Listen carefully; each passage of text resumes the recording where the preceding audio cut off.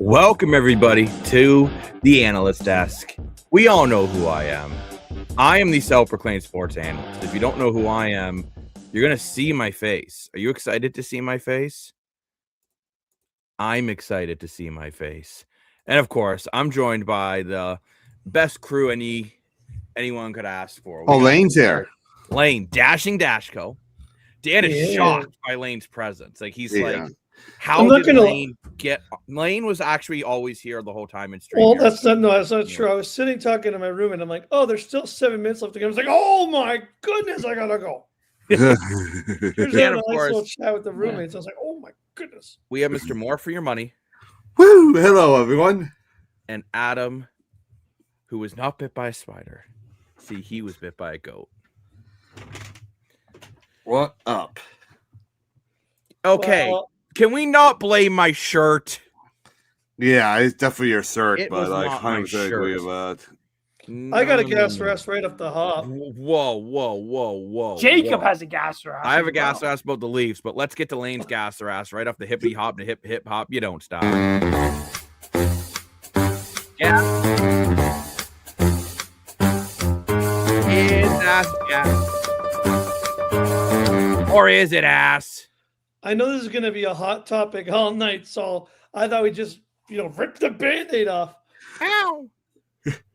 The referees need to put the damn whistles away in overtime in that kind of football game. Getting 70 yards on. So what was it? The Denver Broncos on that last drive only got under 10 yards in real time without penalties. I'm gassing for you, Lane. Gas, 100% gas. Jacob, I know you're mad. You cannot let a game like that, though. I'm Jacob, I know you're more mad than I am usually, but come on. I'm inclined to say that the refs maybe should put away the whistle, but you cannot blame the refs for putting I'm not blaming the Bills. Refs. No, I'm not saying you are, but I'm just saying, like, you can't blame. I should say blame, but you can't say the refs should put away the whistle in a game like that when the mistakes came down to the fact, like, maybe they should have put away, but I will say this before, because I know this is going to come up anyway, so I'm going to say it now. Can't blame the refs for that game, in my opinion. I'm going to say it now because you can't, because the Bills put themselves in that situation. They did. The Bills put themselves into overtime because there was too many mistakes, but you can't. And I say this in hockey even too. You can't put yourself in the situation the Bills defenders put themselves in and force the referees to make a decision because you risk the decision not going your way. And it didn't go their way every single time. They put themselves in that situation and they got punished for it. It was not, they shouldn't have been in those situations, but they put themselves in them and they opened themselves up to getting punished for it. Okay, but hold on. But my big issue is, Adam, I agree with you on pretty much everything you said. However, no one here, no one in the comments, no one in this planet Earth will convince me that the Cooks catch wasn't a catch. And that was a catch. Just let me cook about Cooks, okay? You cannot. Why the hell was video review not implemented there? It's clearly a catch when you watch it back on a replay. I know. So give the coach the damn opportunity to challenge the play. That's all I'm asking. Yeah, Sean McDermott called the timeout, but no, hold on. I'm just trying to explain this. Because McDermott, he can't challenge that because I've seen already on social media. Why didn't McDermott challenge it? There are no challenges in overtime in the NFL. Because the NFL, again, cannot figure out how to make overtime work. Am I going to blame that for the loss on the Bills? Absolutely not. Buffalo lost because they turned the ball over 5 damn times. Josh Allen did a lateral for no bloody reason. James Cook fumbles the ball when you have complete control of this game. It was a complete and utter failure. By the Buffalo Bills. And yeah, I think it's great that Sean McDermott's going up. I'm doing this interview for Buffalo. Buffalo wants a bloody win. That's what they want. This team is the most embarrassing franchise in sports. In sports, I would rather cheer for a 9-year-old little league team right now than my Buffalo Bills. It is absolutely pathetic that you've never won a championship, and now you can't beat Bo Nix. You can't even barely even walk at the end of the game because he broke his ankle, and I feel so bad for that man. But the Broncos didn't do anything that great. You just did everything wrong. Yeah, multiple turnovers, multiple missed tackles in open field, multiple bad coaching decisions, multiple times Josh Allen trying to do too much. And I don't know if he's just too banged up and they were trying to put the ball in his hands too often to make a play, but this cannot keep happening for Buffalo. So Sean McDermott, you just did your last presser as a Buffalo Bills coach. I cannot remember the GM's name of the Buffalo Bills. He needs to be fired because at trade deadline, you had cap. And you have draft picks, and you have practice roster guys where you could have went out and got another receiver and someone who knows how to tackle. Exactly. And you didn't. Were some of the calls towards the end of the game brutal? Yes, Lane, they were. I don't care. I don't care. Because it's the same thing. If I'm going to say Leaf fans need to stop being whiny babies about 1993, I'm going to say the exact same thing about Buffalo Bills fans. You lost because you played like garbage. They should have just given the ball to Cook. Cook was cooking. Like James Cook. He was playing so well. Tony Romo was saying it on the damn broadcast. Keep handing him the ball. Why are you throwing it? Because he fumbles it. But think about it. That fumble. But he was playing great outside of the fumble, though. Sure, but that fumble turned that entire game on its ass. And there is no way, and I can say ass before someone says, watch just like Joseph Wall allows deflating goal. It's nothing to do with Joseph Wall. Get the hell out of my kitchen if you can't take my heat. And at the end of the day, James Cook's fumble turned this entire game around. Am I blaming the game on James Cook? No, I thought after the fumble, he recovered really well. And the Bills' defense could have got a bloody stop. Mm-hmm. But hopefully, Adam. Yeah, I had to tell him. I told him to just refresh his breath. I didn't upset Adam. No. But here's what I don't get. No, I told you, Jacob, you never see a QB go down the way. Actually, I'm going to say this. I thought Bo Nix at times was being a bit of a whatever because he wouldn't even want to take a hit. But at the end of the day, he got the win, so it doesn't matter. But look, I'm sorry, guys. I know I'm rambling a lot. I'm just so bloody frustrated with this Bills franchise. Give me a sec, though. Thank you, Brandon. Common sense has entered the chat.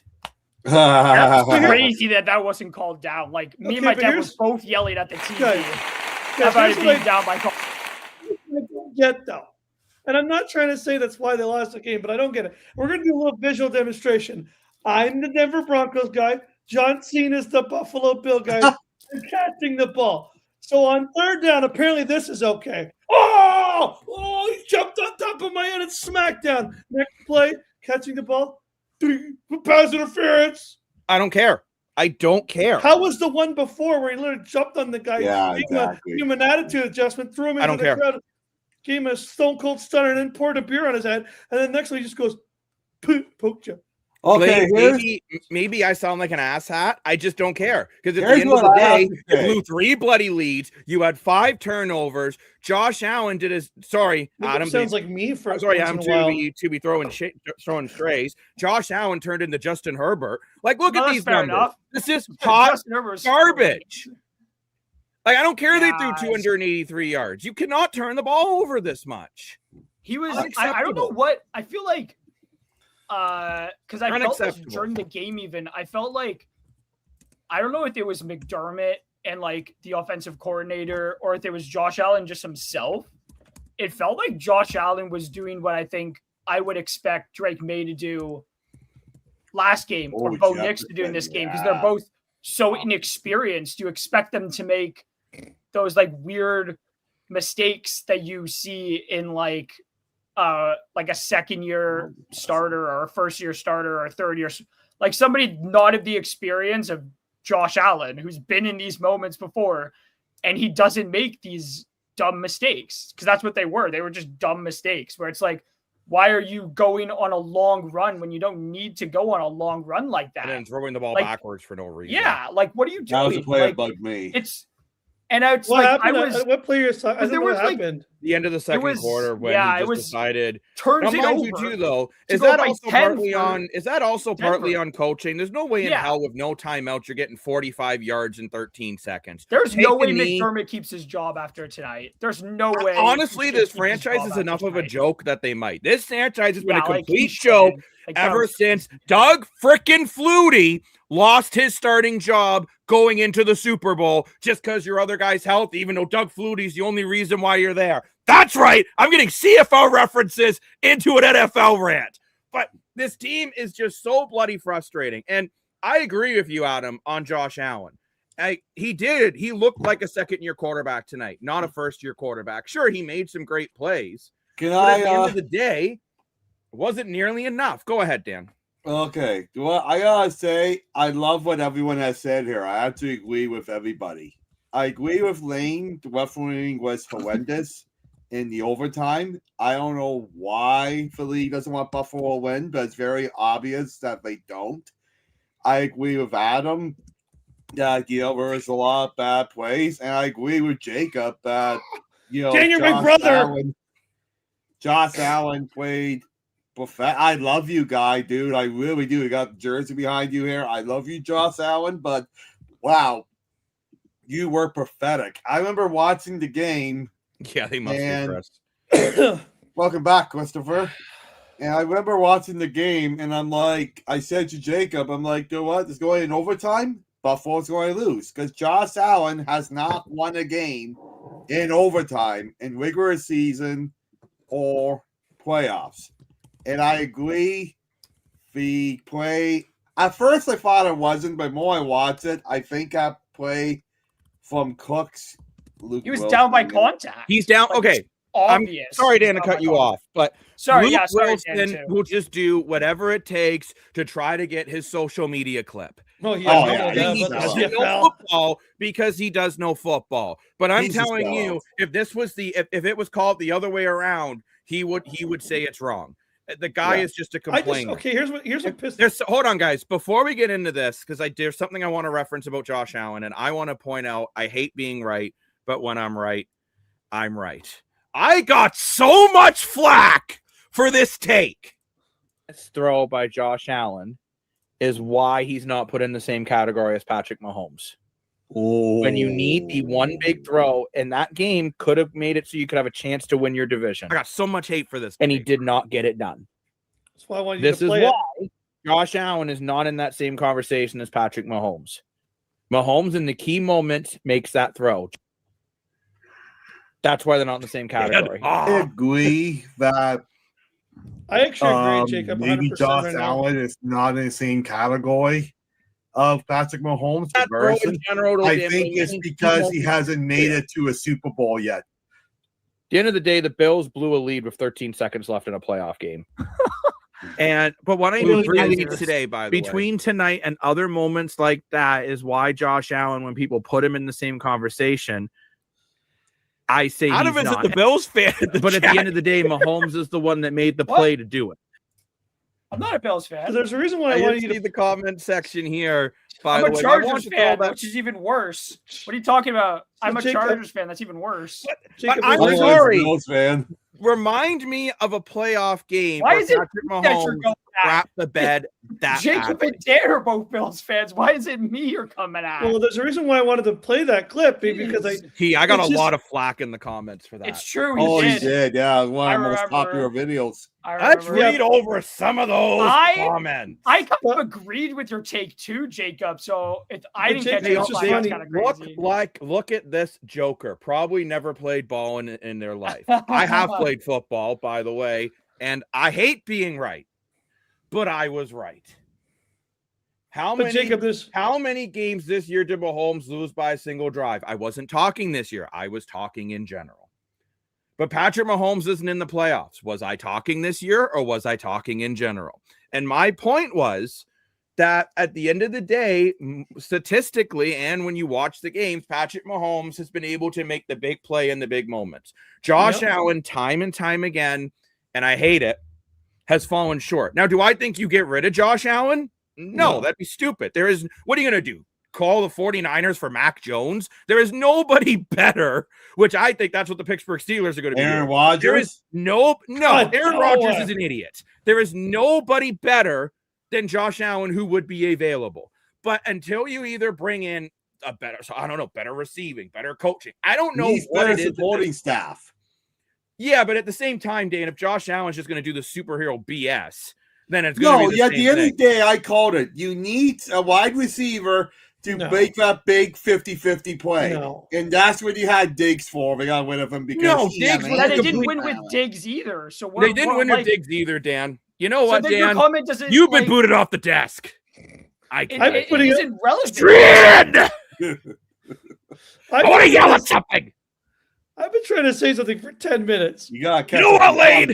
I'm the passionate, angry, irrational one tonight, not you. Am I allowed to say something or no? You are.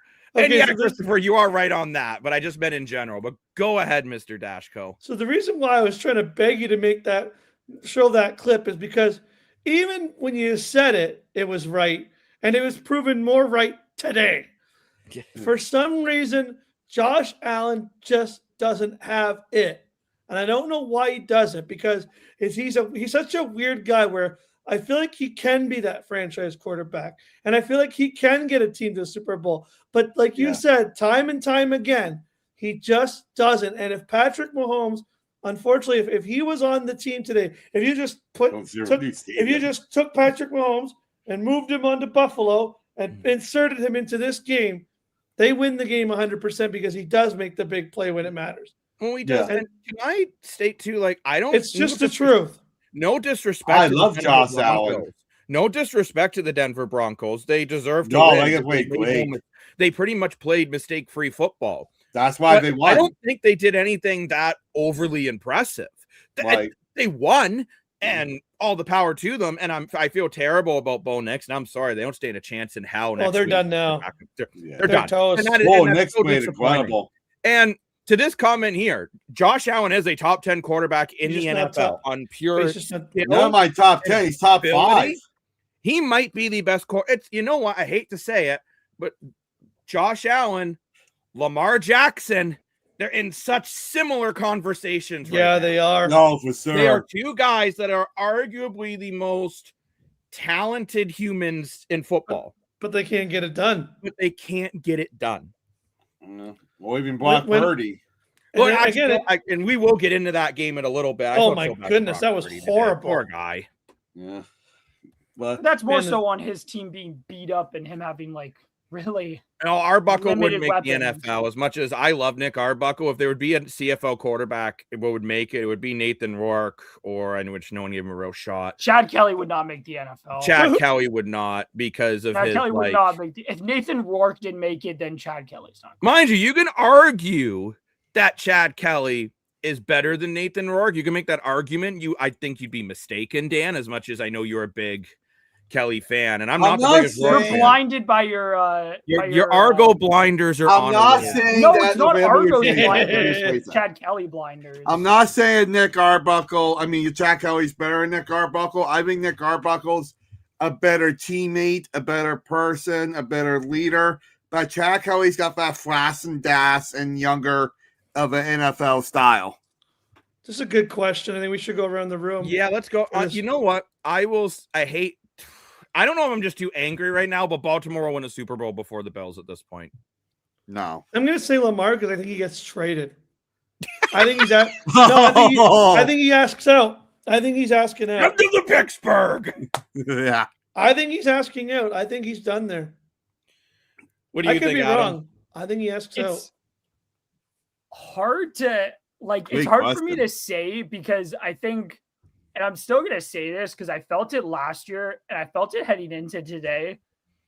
Jackson and Allen take blame for every single one of their losses, but it's not completely on them. I actually think. Kind of goes back to the Leafs conversation, Adam? Okay. Where it's like. We're not going to have this damn conversation later. But it's true. It's the same thing. When you say, don't blame. I know, but it's funny. No, but I'm saying, but you could have. I'm just saying, I said the same thing in the Leafs talk, I'm pretty sure. You can't blame one player, but they do have blame. I didn't say they didn't have blame, but they can't take majority of the blame when a lot of, Josh Allen's, a lot of his losses have come to other situations, have come to the rest of his team not showing up. Lamar Jackson is a completely different conversation because Lamar Jackson has been utterly horrendous. And outside of this game, and maybe another game I'm missing, Josh Allen has been very good in these moments Lamar Jackson has been a completely different conversation. Lamar Jackson let's look at it. Lamar Jackson has been utterly horrendous in a lot of recent playoff games. I'm going to go with Josh Allen. I don't know if that happens here with these Bills or that happens potentially somewhere else. Lamar Jackson has not shown up in the moment to prove enough for me to say Lamar Jackson's going to win it, because Lamar Jackson has not been good enough in the playoffs ever. In my opinion, at least. I'm going to say Josh Allen. And the reason why is you look at that last game of the season, Baltimore versus Aaron Rodgers.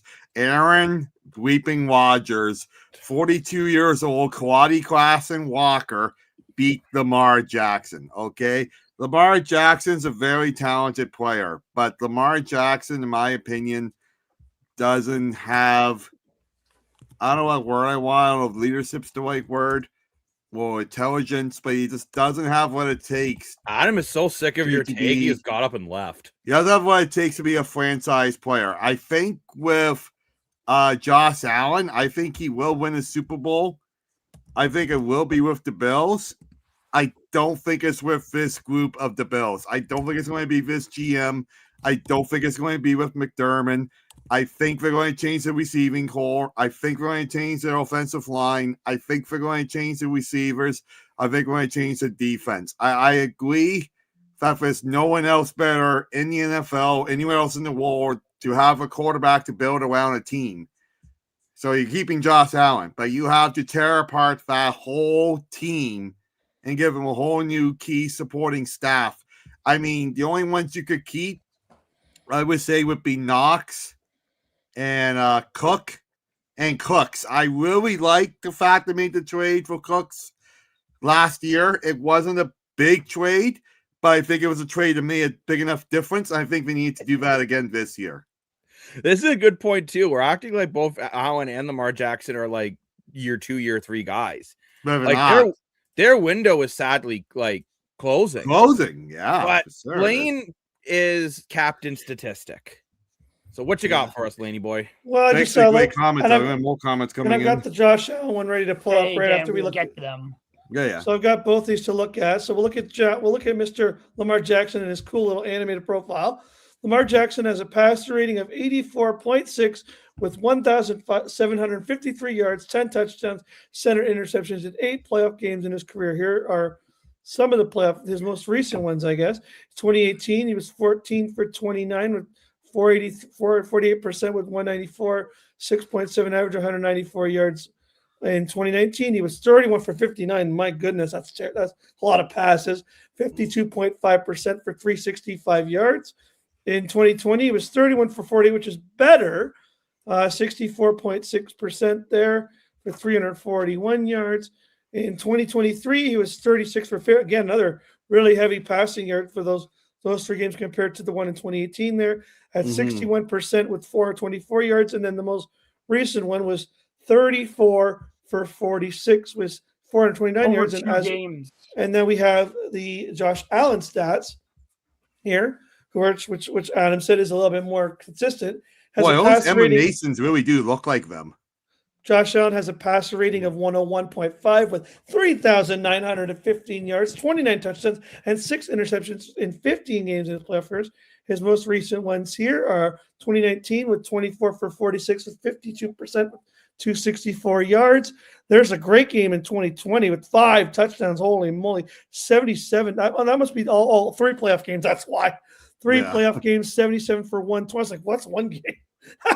Not one game. It's not Madden, bro. No, it's not. Sorry, 2020. That just caught me off. Sorry. 2021, we had another 2 games, 48 for 62 with the 9 touchdowns and 637 yards. In 2022, another 2 games with 48 for 81 with a 59% completion through those 2 games with 616 yards and 3 touchdowns. In 2023, he played 2 games again, pretty consistent with the 2 to 3 games. The 49 for 69 for 68.5%, 4 touchdowns again. And then last year, another 3 games, 58 with 82, 70%, 636 yards, 4 touchdowns. And of course, this year, the 2 games, 53, 74, 71% again, which has been consistent with that 70% the last 3 years with the 4 touchdowns and the 556 yards. Did it put? Oh, it did. Oh, so those games, and I did want to make sure I didn't notice that they do have the extra games. That's why the stats were a little more elevated, but you can kind of see why. That's what I said. I didn't catch that, to be honest. But just to remind you, Josh Allen stats today: 25 for 39, 3 touchdowns, 2 interceptions. But you also have to remember the multiple fumbles, 2 fumbles as well. So 4 turnovers by Josh Allen. That's the only statistic you need to even say. It's 5 to 1. And I mean, Chris, the point of comparing the two is just kind of saying, like, and Chris, a fair point. But we're kind of looking at here, we're answering the question about who's more likely to get a Super Bowl. Is it Lamar or is it Josh? And Josh Allen has been consistently better. There's no denying that. And when I say this, I don't think you can mean a nicer guy than Josh Allen. I think he's a great human being. But at the end of the day, this loss, I'm a big, not all of it, a big chunk of it, because I agree with Adam. You cannot blame one player for the entire thing, because the defense missed a lot of open tackles. James Cook's fumble turned the whole game around. But a big chunk of it is on Mr. Josh Allen. And I hate to say that because I love the guy. I really do. But it is what it is. We got to get some comments here, though. But Chris grew up as a big Raiders fan, but got sick of all the movement since Houston. Yeah, I mean, hopefully the Raiders can eventually start to pick it up. I don't think Adam's shirt is German. It still looks like the Vancouver Canucks old Ultimate. Yeah, it does look like a rugby shirt, isn't it, Adam? If I remember right. I am not a Nathan Rourke fan. I just think Mr. Clipboard. I just think he has better intangibles than Chad Kelly. That's just my 2 cents on it. Jackson got Harbaugh fired. He's problematic. Look, Harbaugh got fired because at the end of the day, they could have rested Lamar. They could have rested all their starters a week before if they just gave Derrick Henry the damn ball.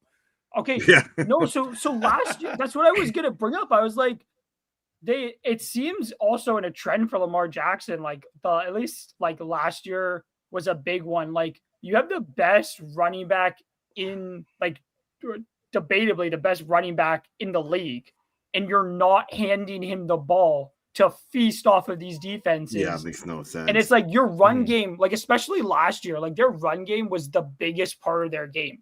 That and Philadelphia were so good at running the ball with their 2 running backs, but it seems like Harbaugh just forgot about Derrick Henry or something.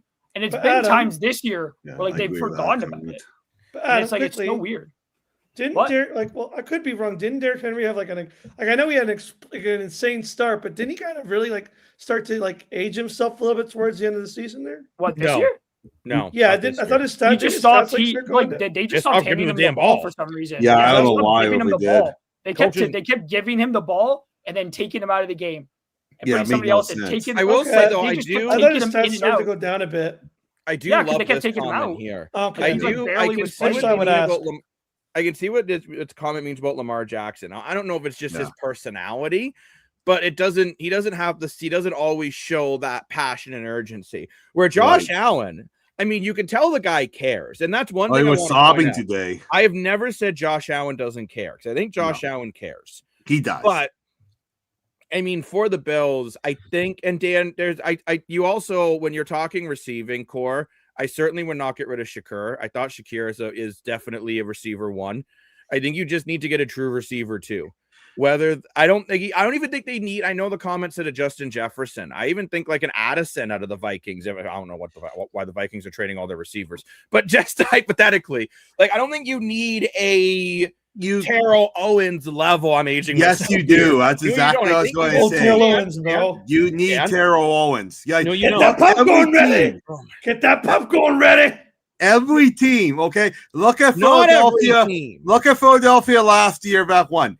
AJ Brown is nowhere near Terrell Owens in skill level. He doesn't have to be. He doesn't have to be. Never. He doesn't have to be. AJ Brown is better than a legendary receiver like that is if you go in Madden 26 and boost all his ratings. I'm not saying he is better, Jacob. He doesn't have to be better. He doesn't have to be better. That's not team. That's not quarterback. I love Terrell Owens. best of all time. Is just as good, the legend than AJ Brown. I love him. I don't think we're ever going to get there. Yeah, Sorry, I'm not Dan. saying AJ Brown is better, Jacob. Jake. I mean, misunderstanding what I'm saying. I'm saying you need someone like him, like Diggs, someone that's got swagger, someone that's got attitude, and someone that's going to catch that 50-50 ball. Like Coach C for the Argos, for example. Brown. Like Lauer for Hamilton, right? Yeah, and they lost. Someone like and that. they lost. And Hamilton lost. What's your point? I know, but I'm just saying, if you have a legendary quarterback. I'm here. Y'all are just I'm laughing. I don't even know what happened. I'm laughing. I happier conversation. We should have started with a happier I'm laughing. I'm in a good mood tonight. Me and Lane are in a good mood. We should have been talking about the Leafs first. The Leafs won, even though I don't care. I can't relax. That's a happy conversation. I watched NFL tonight because NFL is more suiting to my soul. I did. It was a very. I really want to counter. I really want to counter. I was Dan's like, point. Oh, I don't get angry. I really want to counter Dan's point. Dan, you are telling me receivers who are statistically worse than Buffalo has in Shakir. Yeah, statistically worse. That's fine. So no, your point is completely have to give invalid. Up a lot to get you are also comparing teams that did not make it even as far as the Buffalo Bills did today. The receiving core was not the problem today. The problem today was turnovers. Turnovers, they were serving turnovers. Well, like the receivers are not catching the ball. Dan, it's not even like they were good throws. They were bad throws that no one was catching. Okay, I went into this playoff run feeling the Bills needed another receiver. Watching that game, I think the Bills need to gut half of the entire defense and fix it, and they need to run ball security drills from now until week 1 of the preseason. Well, sir, but we need to get to some more comments. I'm sorry, I love everyone. This one comment. Oh, that would cook. Jefferson and Shakir. I still say punish the Bills for losing to us playing the Bills actually have anything to trade for JJ. I'm just saying though. No new stadium team. Okay, at this rate, the Bills are never getting a new stadium. What do you even trade for JJ? Justin Jefferson on the Bills would cook. I could see it cooking. He was overthrowing all game. He was. I mean, again, JJ to the Bengals. Am I fully blaming Josh Allen? Yeah. No. JJ to the I could also see this, Chris. I mean, something has to give in Buffalo, and I don't care what anyone says. It will not be trading Josh Allen because there is nobody any better. If you guys think you're going to go get JJ McCarthy and going to win some games, you guys are on something because there's no one better. What are you going to do? Get Aaron Rodgers, Mac Jones, or I don't know, some other Geno Smith. There's no one better than Josh Allen who might or will be available. And Dan, Aaron Rodgers maybe was better than Josh Allen 10 years ago. And even that's a debatable conversation. But, and yeah, the Leafs did win, which we will get into that. Don't you worry. I feel like we're never going to get to that. We will. And that's like the happiest part of. And yeah, you know what? I feel bad for Josh Allen. When he's crying at the presser, I don't know if you saw his teammate too. They were talking to, oh my gosh, I can't remember his name now. Left tackle. Pardon? Left tackle. The left tackle for the Bills. And they said to him, how do you feel? What can you say about Josh Allen saying it's his fault? And the guy broke into tears. This Bills team cares. They do. I will say they that. also love Josh, seemingly. I know we've gone on to after Leaf games, and we've said we felt the Leafs don't care. I don't. Well, Adam, I shouldn't say all of us. Adam doesn't. I'm the only one who doesn't say it because I'm the only one who looks at it objectively. I don't feel like that for the Bills. I think the Bills care. Oh yes. I almost think Josh Allen in a game like today tried to do too much. Yeah. Right. And it sucks. It's really hard to see. But we got to get to some more comments. Yeah. I mean, sure, that would be phenomenal. But unless Jefferson requests out if they don't bring in an actual quarterback who knows how to throw a football, which is possible. Because I'm sorry, Vikings fans must be banging their head against the wall about Sam Darnold. Because Sam Darnold cooked today. Didn't have to do much, but yeah. Who's the mama? Yeah, the Calgary Flames would ever get a new. Yeah, the Flames. Yeah, they haven't won. I don't think they've won either. Calgary Flames won a cup in '89.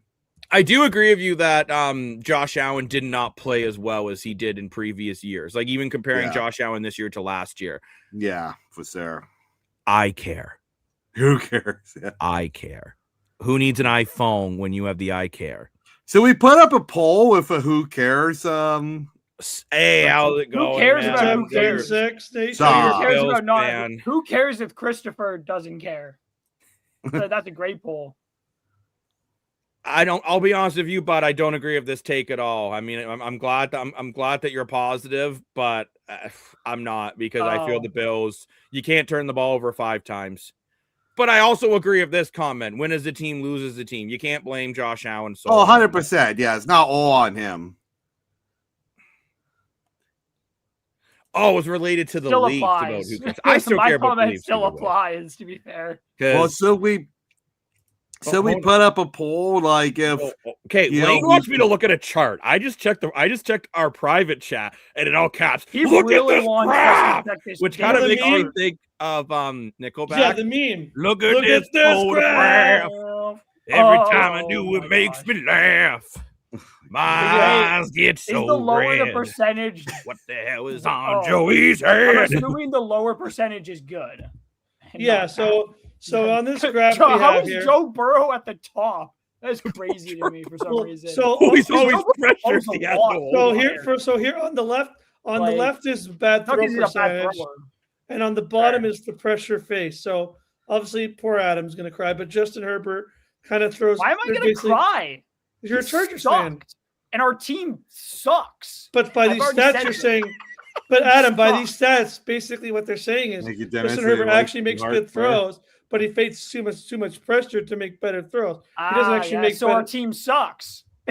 Lane is the description of what was going on. So what they're saying basically, if you look at the graph once again, Josh Allen here, he throws about this is throughout the season. He throws 12% of his throws were bad throws, but his pressure face was only 18%, where someone like Lamar Jackson over here hasn't faced more pressure. Lamar Jackson was about 16% bad throws, but 25%. There's JJ McCarthy over here who had 22%, looks like 21.5% bad throws, but also faced the most pressure. Someone on the lower end again was a guy like Baker Mayfield who just had more bad throws. Here's everybody's favorite, Aaron Rodgers. There's Dan's favorite right there. Here's a guy who I wonder you look at here is a little bit interesting. Doesn't face a lot of pressure, but throws a Michael Penix, who had a really bad year this year. I don't know how he's been playing this bad. And then there's Caleb Williams. Caleb Williams, who's actually had a pretty good year. He's pretty high on there with the bad throw and pressure faces, more towards the bad spectrum here. But man, Spencer Rattler, this is a guy that might have a promising career if he's can bring a little bit of pressure, maybe the bad throws he can put in that little section. Just thought it would be an interesting little graph to look at because I saw it on there. There's another one I wanted to share, and I'll see if I could find it. By the way, the Oilers have all of a sudden taken. I know. I was going to bring that up, but I was waiting until you guys were done yelling at each other about whatever you guys were yelling at each other about. That the Oilers are just actually dominating. Here we go. This is cool. I got a cool one. You could argue that Penix is the worst starting QB in the NFL. He's bad. He's bad. Man, how big Kirko was behind him, I have no idea. I do want to shout out this Twitter account because it's pretty cool. I got another cool graph from this Dennis, guy. Whatever you're trying to send, I'm sorry, it won't come up. We get to look at your beautiful face, so that's worth There's a couple guys hugging. Oh. Dad. I don't need your love and affection. I need the Bills to win a bloody playoff game. I can't. But I do want to shout out this guy's shout out this guy, SF Data Niners. He has some pretty cool graphs, but here's the NFL weighted defensive value and offensive value, and the teams that are still in the playoffs are still alive. I guess the Rams are looking pretty good. What does DVOA stand for, Jacob? Do you know what that means? Dancing vanilla off-screen Advil. I'm assuming the Jets. That's pretty bad. Their weighted offense is pretty bad. Kansas City's defense was bad. It wasn't that bad, but I guess the Rams are the best team remaining right now, statistically. Look, guys, the Seahawks are just gonna dog walk everybody. Seahawks are gonna dog walk everybody. This Super Bowl is gonna be like 50 their quarterback is currently injured, and they still were like killing. Like they dog. The Bills were actually in a good spot here. The Bills were actually in a really good spot. Look at San Fran down here. That's what we were trying to figure out for Dennis if Josh Allen. Josh Allen was injured, and that's maybe why again I blame coaching, because maybe they're trying to get Josh Allen to do too much. Now that's a comment. I think it says here they are like look at Seattle. Like look at what Seattle did tonight. I think it explains it here on the right here though about the teams how they're ranked. Seattle's would be ranked number 1. Oh, Rams would be ranked number 2. Adjustment value over average. Thank you. That's much better than my whatever I said. Houston's defense is going to be a terrifying sight for the Patriots tomorrow. That Texans defense looks tough. According to this graph, Seattle would be ranked number 1 with the 14th best offense, the first best defense, and their specialty teams ranked number 2. The Rams would be rated number 2 with the first best offense, technically 9th best defensive rating, and the specialty teams would be 26. I'm not where specialty teams is on here, but that's what the rating means. Houston would be the 3rd best team here with the 15th best offense, 2nd best defense compared to the Seahawks here, and specialty teams 11. The New England Patriots would be 4th as they have the 2nd best offense, 13th worst defense. And the special teams 21. Jacksonville, who actually had a pretty good season, with 5th with 9th, 6th, and 6th, which is why they're kind of towards. I guess they're towards the middle here. And anyone else on here? Dennis, are you talking under Baltimore and Buffalo are 20s? Pretty ranked. Yeah, let's talk about the women's hockey. Yeah, like you got to tell us which one you're talking about.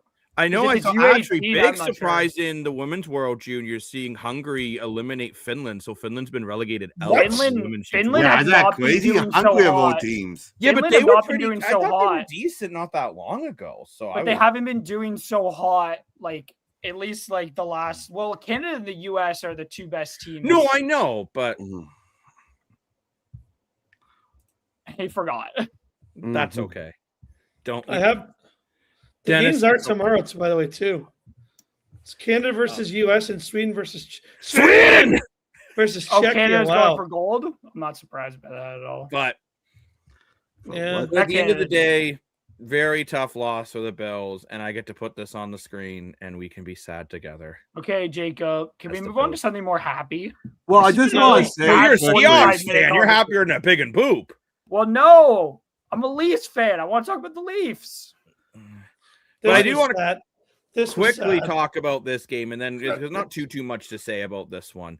But that was a snore fest. Yeah, that game was boring. I did have a good nap during that game. I will say though, and I'm going to put myself Seattle Seahawks. They looked amazing. Okay, you were talking at the same time. Oh, sorry. I will admit it.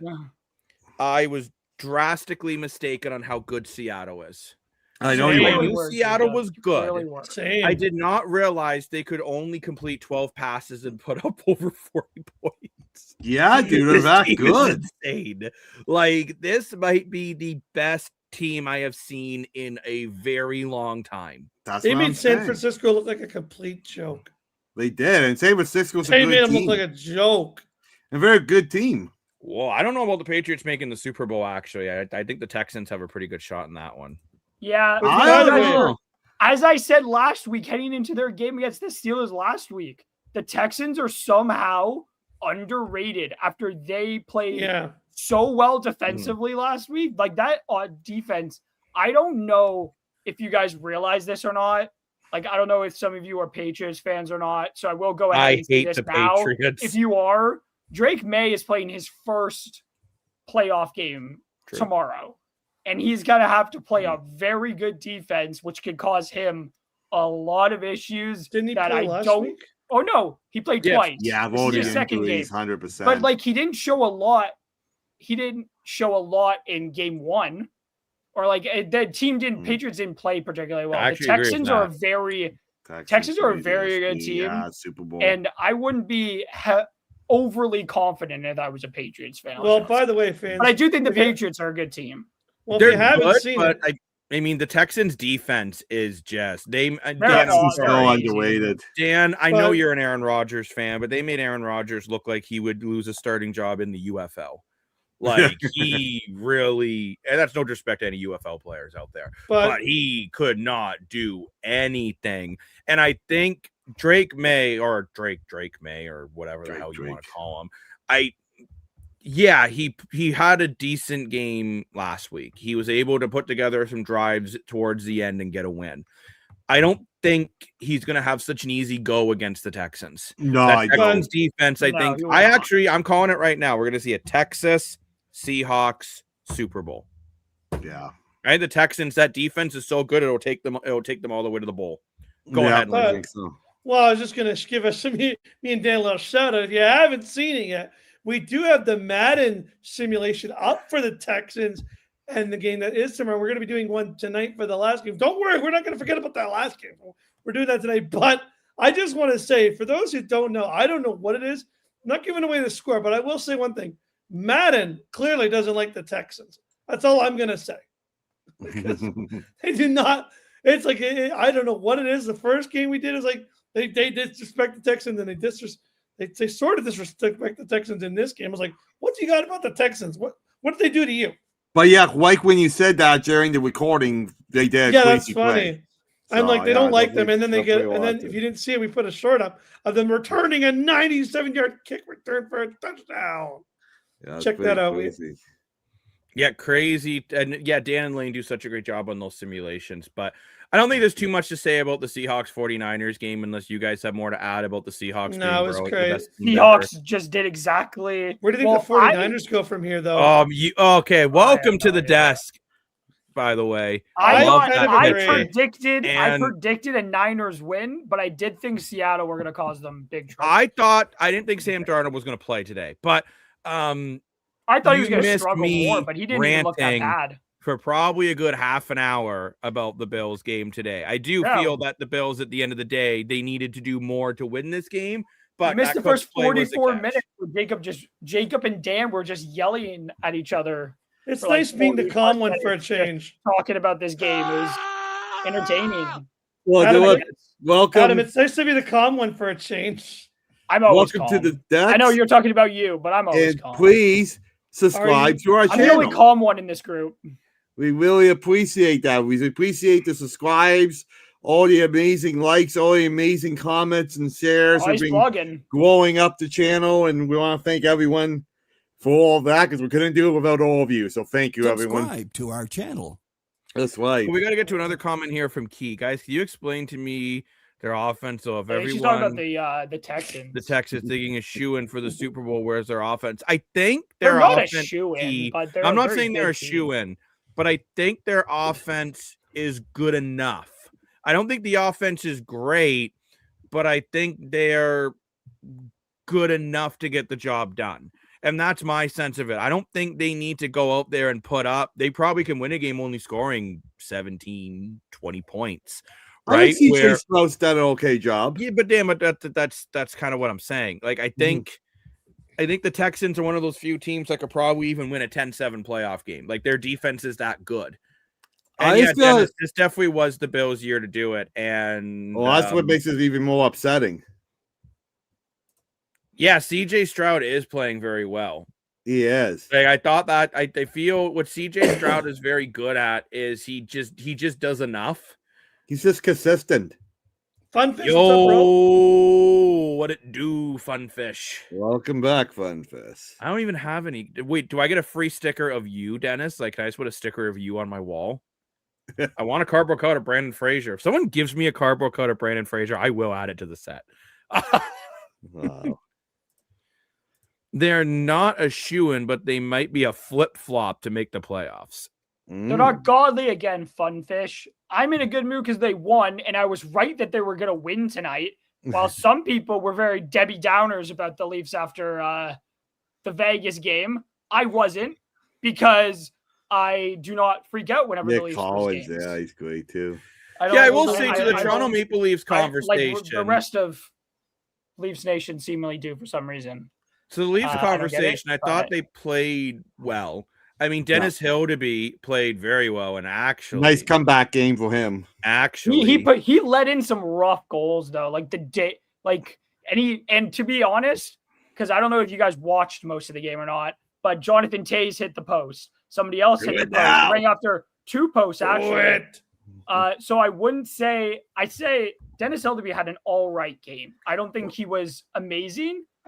I don't think he was bad. Well, Adam, he had an all right game, but you're about to hate me. The Leafs probably, and I will say they were down 3-1 at one point. They could have been down a lot worse. For sure. I don't think the defense actually played that horrendously. Hellebuyck had a good game, but they kept in it. They kept it close, and they kept going at it. At least it didn't feel like they were ever discouraged or they were trying. But like. Love OEL and Matthews both looked great. Oh, OEL was amazing. OEL had 3 points. Oh my gosh, this conversation is going to be about if Hildeby is going to be the starter. Is that gas? There is gas. Or is it ass? He did it because I figured it out. Dennis Hildeby, after tonight, is your starting goalie until he loses. Ass. I'm gas on this, and I'm telling you gas. I do have a big ass, but that's not the point. But I'm saying gas because at the end of the day, what did Dennis Hildeby do that Joseph Woll could not of late? When makes one more save than another goaltender. And you could say Connor Hellebuyck had multiple pucks hit the post. So I don't care.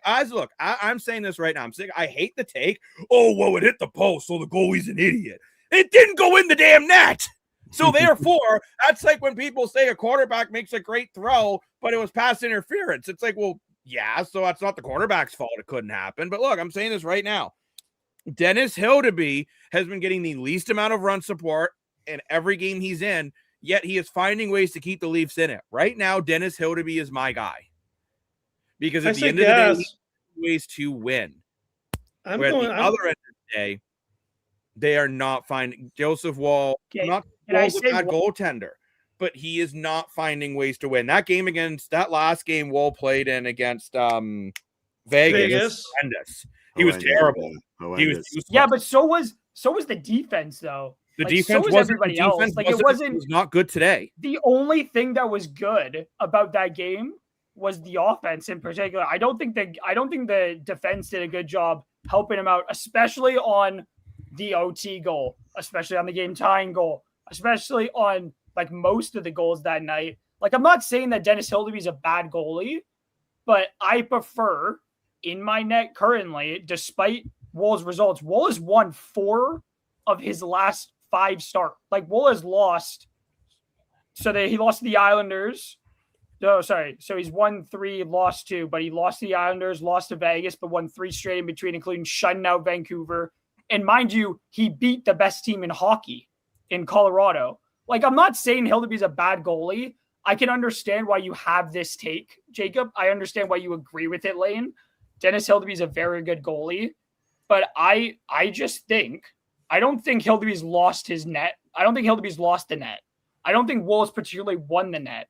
But I think overall, when I look at the statistics and when I look at the games, I think I trust Woll more at the moment because I think he just has more experience than Hildeby. Like I get it. Hildeby kept the Leafs in this game. Hildeby's been able to do it, but so Woll has also kept the Leafs in games this year. Like he's also been able to do his job very well. I don't think either goalie has particularly won the net yet, but I'm not particularly impressed by either. I just think Woll is better.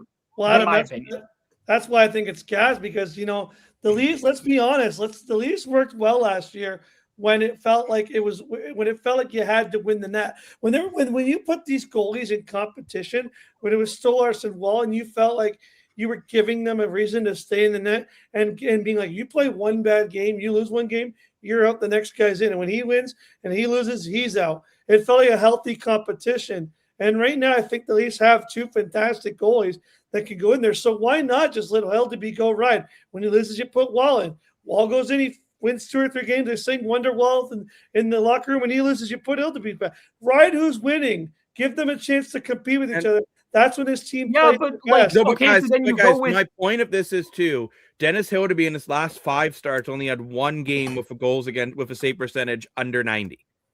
Mm-hmm. Joseph Woll has had 3 of the last 5 under 90. Yeah, but both goalies have been winning. And also too, tonight, when Winnipeg did come pressing back at the end of the third, what did Dennis Hildeby do? Make a save. He made that big save. I'm not blaming Joseph before you guys say anything. I'm not blaming Joseph Woll necessarily for the goals against Vegas at the end of the third. But what happened with Joseph Woll? He let it in. You got to go with the goalie that is getting wins. And right now, Dennis Hildeby is finding ways to keep them in games. Hey, I'm not saying Joseph Woll is a bad goalie. I think Joseph Woll is a phenomenal goaltender. And I'm not saying this is a permanent decision.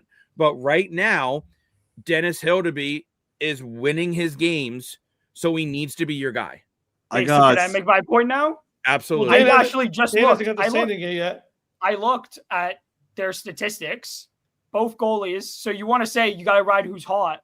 Okay, well then how do you decide who's hot when both have won 3 of their last 5 games and both have lost? They literally have the same identical record.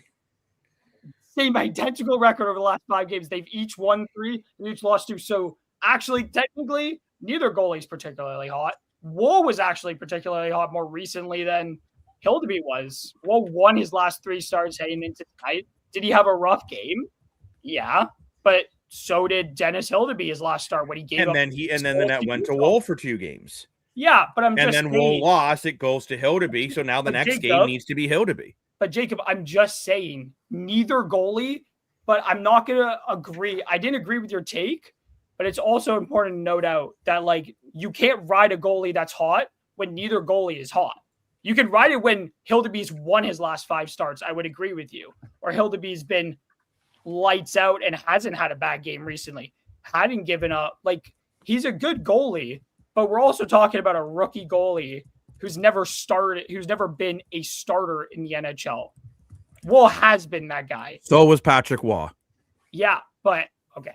But my point, neither goalie is hot. You can ride a good goal. You could ride a hot goalie. Like, I understand that point. I would agree if Hildeby was hot. I don't agree because Hildeby's not hot right now. He's not. And it's like, it's also dependent when, like, you look at the goals Woll gave up. Some of them weren't great. I agree. But it's also, you could say, particularly defense's problem as well. Same thing with Hildeby's last start. The defense played horrendous in front of him. So he gave up 6 goals. His last start was today. He played great. Oh, yeah, he did start tonight. No, but he started in Utah, played like poop. So he gave up 6 goals in that game. But like Joseph Woll gets the next couple, then plays like poop. So I'm saying if you're going to give that standard to Hildeby, you got to give that standard to Woll. In Vegas. So Hildeby, it shouldn't. I think Craig Berube has a double standard when it comes to certain players. So I want to see, like Max Domi, for example, versus anyone else on the ice. So like, if Hildeby had a great game, he did have a great game. That's not my point. But Jacob, so with Hildeby, let's say Hildeby craps the bet on Monday, then it's Woll. Hildeby out. Yes. Okay. You can't keep doing that though. Why not? That's what I'm saying. But you can't. It's not insane. You don't have a clear-cut number 1 goalie. If you don't have a clear-cut number 1 goalie, then you got to go 1-1-1 until someone decides, wait a minute, these pads are supposed to stop the puck. Yeah, but if you. But consistency would be, all I'm saying is that consistency would be nice. So just ride, I don't care which one you do, just ride one of them for more than 3 starts. I know Woll got hurt after you give him 8 straight games. Don't give him 8 straight games then. Like, switch them out on back-to-backs. Don't go having Woll start 8 straight games or something. But you don't need, like, going back and forth like this is just ridiculous in my eyes. Like, I get it, because you don't want Woll to get hurt again. But, like, at some point, you got to trust one of them. Like, you can't keep... Trust is earned, not it's given. It's worked for some teams, but if neither of them decide they want to take the starting net by the playoffs, you're kind of put yourself in the position where you're just going to go 1-1 to start the first 2 games. And it's just like, you have to decide earlier than that. Like when Boston went on a deep run with Swayman and Omar. I don't care if it's Hildeby. If Hildeby's the guy, go ahead and take it on Monday. I don't really care which one it is. Trust one of them. I just don't care. I don't want to see this 1-1 crap all season because it's just annoying. But Dan, I know you said ass, but are you ass because you just think Hildeby isn't the guy, or are you on Adam's side? Which I'm surprised you're ass because you think Joseph Wool's the worst goalie since War V2. I think Hildeby is the guy. I think Hildeby has the potential to be the franchise goalie for Toronto. I really do. I think he played very good in Maurice last year. I think he's playing fantastic in the NHL this year. However, he is a rookie goaltender, and you can't have Wall sitting on the bench because if Hildeby is your guy, there's a good possibility Wall's going to be a great trade bait for you on the deadline. So if he keeps coming in and playing mediocre, I'm sure a team like Edmonton or Ottawa would give up anything to get Joseph Wall. So you need to play him to be good trade bait. But I also want to say, Jake, I think you missed, we have a new viewer here. Frosty Boo had a comment about the Bills. Just wanted to welcome him or her to FedEx here and say thanks, everyone, for new people coming on. Yes, and obviously, welcome to the desk. And yeah, I mean, you could obviously say that the Bills may have a case of looking into something here. I don't know if it has to do with betting. I don't know what's going on. We've talked about this on the decks a few times, how sports gambling has interfered with outcomes and referees and stuff. If I was a really good comment, so I just wanted to get it up there. And another new viewer by the looks of it. Welcome. And yeah, I would agree again. The Bills, it was a catch, but I'm also going to continue by saying, which I did in my 42-minute rant, as Adam pointed out, that I also feel that at the end of the day, the Bills lost that game not just because of the one catch. They lost because of 5 turnovers, missed open field tackles. Maybe Josh Allen was too banged up, but if he's too banged up, then stop putting plays where he's got to go do superhero stuff. Yeah, that's what. Put him in for plays that it's more sitting in the pocket and just trying to cook. I just want to thank for new viewers for finding us. And if you could please subscribe to our channel, that would be a huge help as we're trying to build something really good here. And just want to say thanks, everyone, all the great comments and likes and shares. It's been growing a lot lately. So thank you, everybody.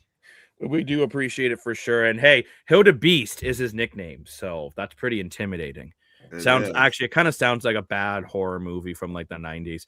Out of like a kid's camp. The Hilda Beast comes out of the trees and eats you. But no, overall though, I gotta say, great job from the Toronto Maple Leafs. Austin Matthews with another great game. Max Domi with a nice game too. I mean, I don't fully like the way he shot it right at Hellebuyck on a partial break, but overall I thought Domi had a really strong game tonight. Bobby had a nice game. Easton Cowan didn't go out for the overtime, so nice to see that Craig Berube is starting to learn from his mistakes. OEL had a great game. OEL had a great game. Actually, I have a new Gasso ass. We get to see more donkey butts. Whoa. Yeah, there is ass. Yeah, there is ass. Yeah. Or is it ass? I love the guy, but Morgan Wiley's been really struggling this season. Can we say that OEL is our new franchise offensive defenseman? You know, he has more goals than OEL, same amount of assists, a better plus minus, and you have him for another 2 years at only $3.5 million. I think that's one of the best contracts in the NHL.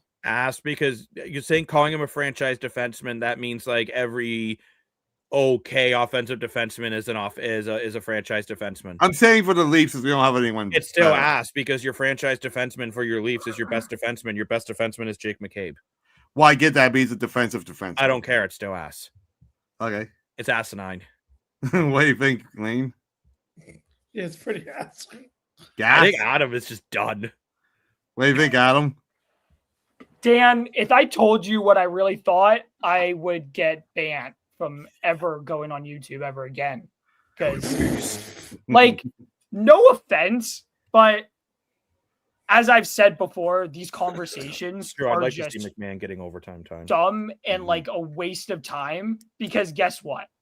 You can't call anybody a franchise. We had this conversation, I feel like, a couple shows ago. The Leafs don't have a franchise defenseman. Why? Well, like, how many more times do I have to say it? I don't remember that conversation. Okay. Maybe I wasn't on that episode. Maybe you weren't there when we had this conversation. But it's the Leafs don't have a franchise defenseman. OEL is not a franchise defenseman. He's good. He's not a franchise. Morgan Riley is not a franchise defenseman. Franchise gets thrown around way too often when describing players. Like Matthew Schaefer, he's a franchise. No, Dan. Adam's turn to talk. Franchise defenseman in the NHL. Like, you got Matthew Schaefer. He's a franchise defenseman. Morgan Riley and OEL. Nowhere near how good Matthew Schaefer has shown he can be. Cale Makar, franchise defenseman. Werenski and Erik Karlsson, you could say at one point was a franchise defenseman. He's not really anymore. Tang was at one point too. Quinn Hughes is a franchise defenseman. Adam Fox is a franchise defenseman. Like, they're Morgan Riley and OEL are nowhere near. And sorry, Jacob, no offense. Jake McCabe is also nowhere near a franchise defenseman. I didn't say he's a franchise defenseman. I said he's Toronto's best defenseman. I'm just saying, like, he's not. Like, because it's the name he's that was he's not a franchise defenseman, but he's Toronto's. So I'm just saying. I said he's Toronto's best defenseman. He's the Toronto's best defenseman. Who is Toronto's? Okay, we'll say flagship defenseman instead of franchise. It would be franchise gets thrown around way too much. It's the same thing. Like, the only Leafs franchise player there is, and there's maybe two. I guess you can count both of them if you really wanted to. Is Austin Matthews and William Nylander. There's two. Because those are both franchise cornerstones. They are two players like, that you can whether our comments like it or not, those two are the franchise cornerstones of this. Yeah, Boris Solomon was like, you could say he was a franchise defenseman. You really wanted to. He revolutionized. He revolutionized. Not revolutionized because I guess Bobby Orr did it before him, but he did. He brought the European flair to the NHL. We'll say. Especially to the defenseman position. That's what I was trying to say. I think OEL is the best defenseman this season, right? But franchise is not the right word to use. I think Dan, the word you're looking for is flagship defenseman. Who was your best defenseman on the team? And I gotta say, franchise is the wrong word. But you could argue OEL was your best defenseman. So then I would be gassing your thing as OEL your number one defenseman. I gotta say, with the Boyer Salmon comment.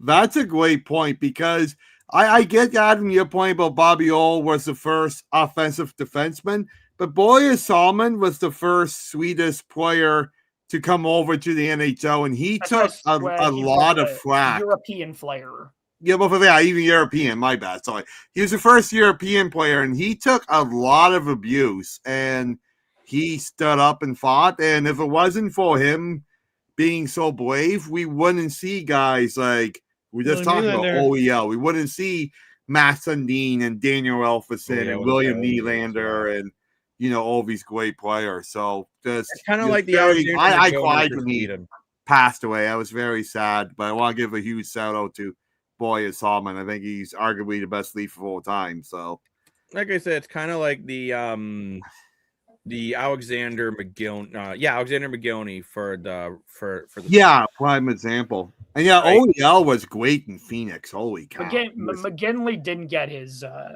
due credit. Whether that reason was for what everybody assumed it was, or whether it was because there's obvious bias in the way the IIHF and the Hall of Fame, the Hall of Fame introduction players. I still think that's pretty dumb. I don't like the way that they do it. Oh yeah, I also kind of don't fully get how they do it. It's so dumb. It's a popularity contest. There's a lot of players that are in the Hall that aren't in the Hall that should be in the Hall before certain players get it. I still argue this because I remember when the Hall of Fame. Sorry, I'm kind of diverting from our conversation here. But because I said Hall of Fame, Adam's going to just continue with his rant, apparently, about the Hall of Fame here.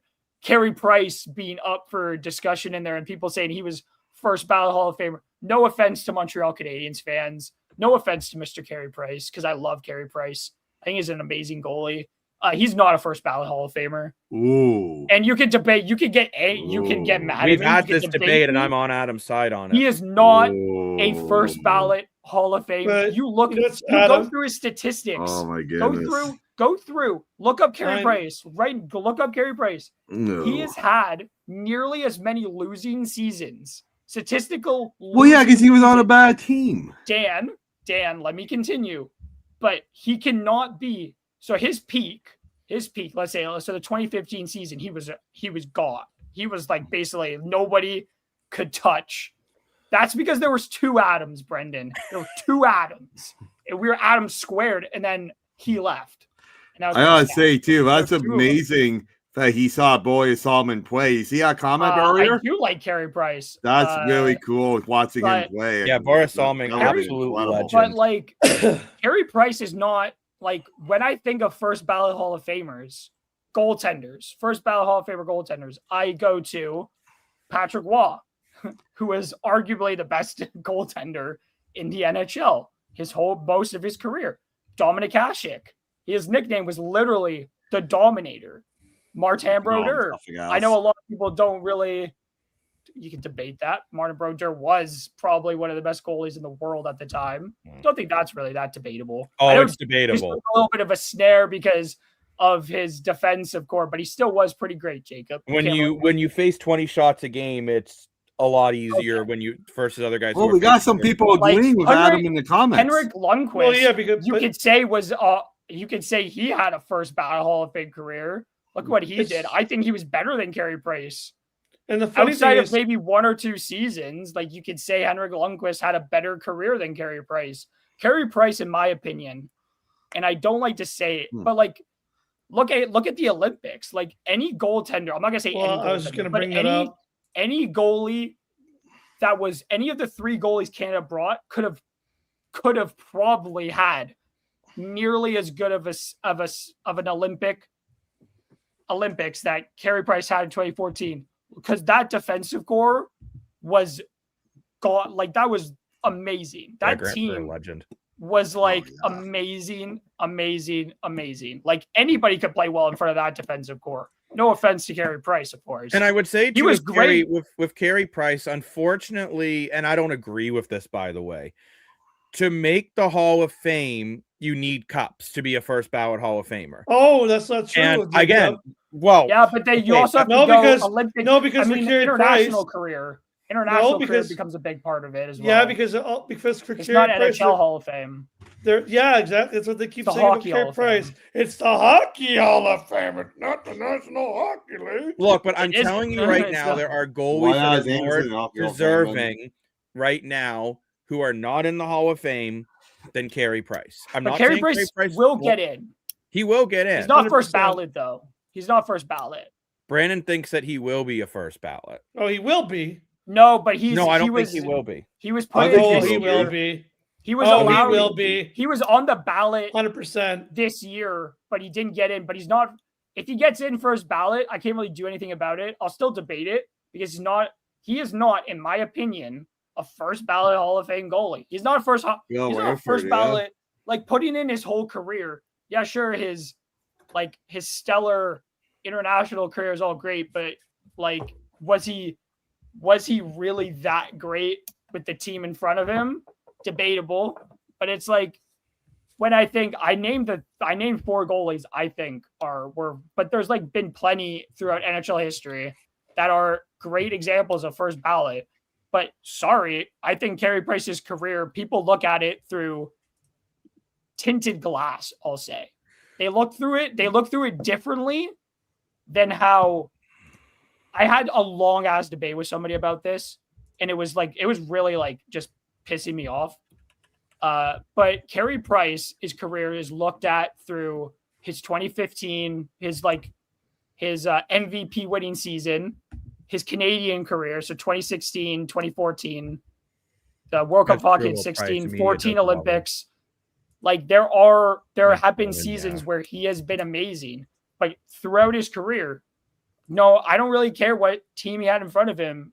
Like he was consistent. He was not consistent enough for me to say he's a first ballot Hall of Fame goalie.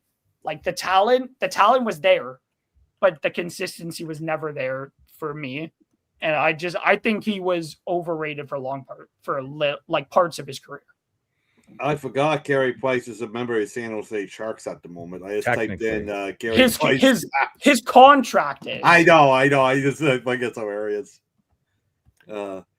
Look, Carey Price was a good goaltender, obviously, right? Yeah, and I know it's funny. I'm just looking at Carey Price's stats, and it's weird. Me too. That's what I was just doing. I'm just like, why am I? Mike Vernon. Mike Vernon. Mike Vernon. I liked him. But I guess I have a hard time, and you guys can say I'm biased. And the media loves Carey Price. That's a good point too. The media is really the people that make up the ballots of the Hall of Fame, and right? So. Maybe, and you guys can say I'm biased if you want. Frankly, that's your prerogative. But I have troubles putting in a guy like Carey Price first ballot Hall of Famer when a guy like Curtis Joseph is not there yet. And you guys could disagree with me all you'd like. Cujo was on terrible teams that continued to put them on legitimate runs. And Cujo did everything. And Cujo was the St. Louis Blues. When he got there, they were terrible. After 2 years, he turns them into deep playoff runs. Edmonton takes them on deep playoff runs. Toronto, last goalie to get the Leafs to the third round of the Stanley Cup playoffs. Detroit, playoffs. Phoenix, playoffs. Every team he played for, 1 year. Every team he played for, Calgary. Actually, I think maybe if they kept him in that one series when they kept putting in Kiprusoff when Kiprusoff was playing terrible, maybe they would have won that round. And by the way, not me saying Kiprusoff's a bad goaltender. Kiprusoff is a great goaltender. Actually, my apologies. With Phoenix, he never made the playoffs. So out of all the teams he played for, I forgot. It was Mike Smith after Cujo where they finally got in. But with all the teams Cujo played for, only one team he did not make the playoffs. Even when he was in Calgary, by the way, in the 2 games he got in, he had a 0.76 goals against average and a 970 save percentage. He only had 1 playoffs his entire career. No, sorry, 2 in his entire career when he was under a 900 save percentage. Carey Price is a very good goaltender. I am not going to deny that. But we've talked about Mike Vernon. We've talked about Grant Fuhrer, and he might already be in the Hall of Fame. I don't know, but there are so many other phenomenal goaltenders who have not made the Hall of Fame.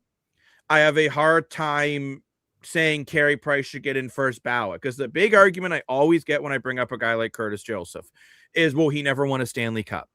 Neither did Carey Price. Well, Christopher pointed out too about the Cat Felix. He made the third round, and he did. Jacob's not disputing that. He just said that Cujo was the last one. Because Felix Potvin did like 93, right? Versus Cujo in the year 2000. Hey, actually, Dan, I'm going to correct you. He did it twice. I only did it once, buddy. No, he did it, Dan. I literally have the statistics right in front of me, homeboy. But I think Whistler was thinking of Felix. He did it in 1998, 1999. And 2001, 2002. Okay, I remember the 2000, 2001. My bad. Yeah. 93. Yeah, that's what I'm talking about. Thank you, Brandon. Always the support. Lane is no longer a ghost. I was trying to fix my mic, but Jacob, I know you're going to be sad, but I'm 100% guaranteeing Carey Price will get in before Curtis. Oh, he will. He will. 100%. I can't, but Bombo also, that's a good one. But guys, just because something will happen doesn't mean I have to agree with it. And no, it's just weird. And again, the Hall of Fame. It's just a popularity contest. The Hall of Fame is very cliquey. And again, am I saying Carey Price is a bad goaltender? It's like the NWO. Am I saying Carey Price should not make the Hall of Fame? No, he will. By the way, Carey Price had multiple years with under 900 save percentage in the playoffs. I would just like to point that out as well. Because he was under 90% in 08-09, in 9-10, in 12-13. So it's multiple years where he was under a 900 save percentage. And I get Montreal was not a great team in a lot of those points. And again, I'm not saying Carey Price is a bad goaltender because he's not. Who's Mick Who's this guy Brendan's talking? Oh, that's the referee. So there was in the playoff one. I don't know what this is. And the referee called a goal, and Cujo thought it was goalie interference. So Cujo was skating to him in the corner. He got so mad when he skated him in the corner, he knocked him down. What? Yeah, knocked him okay, to add more clarification, he lost an edge on his skate and just...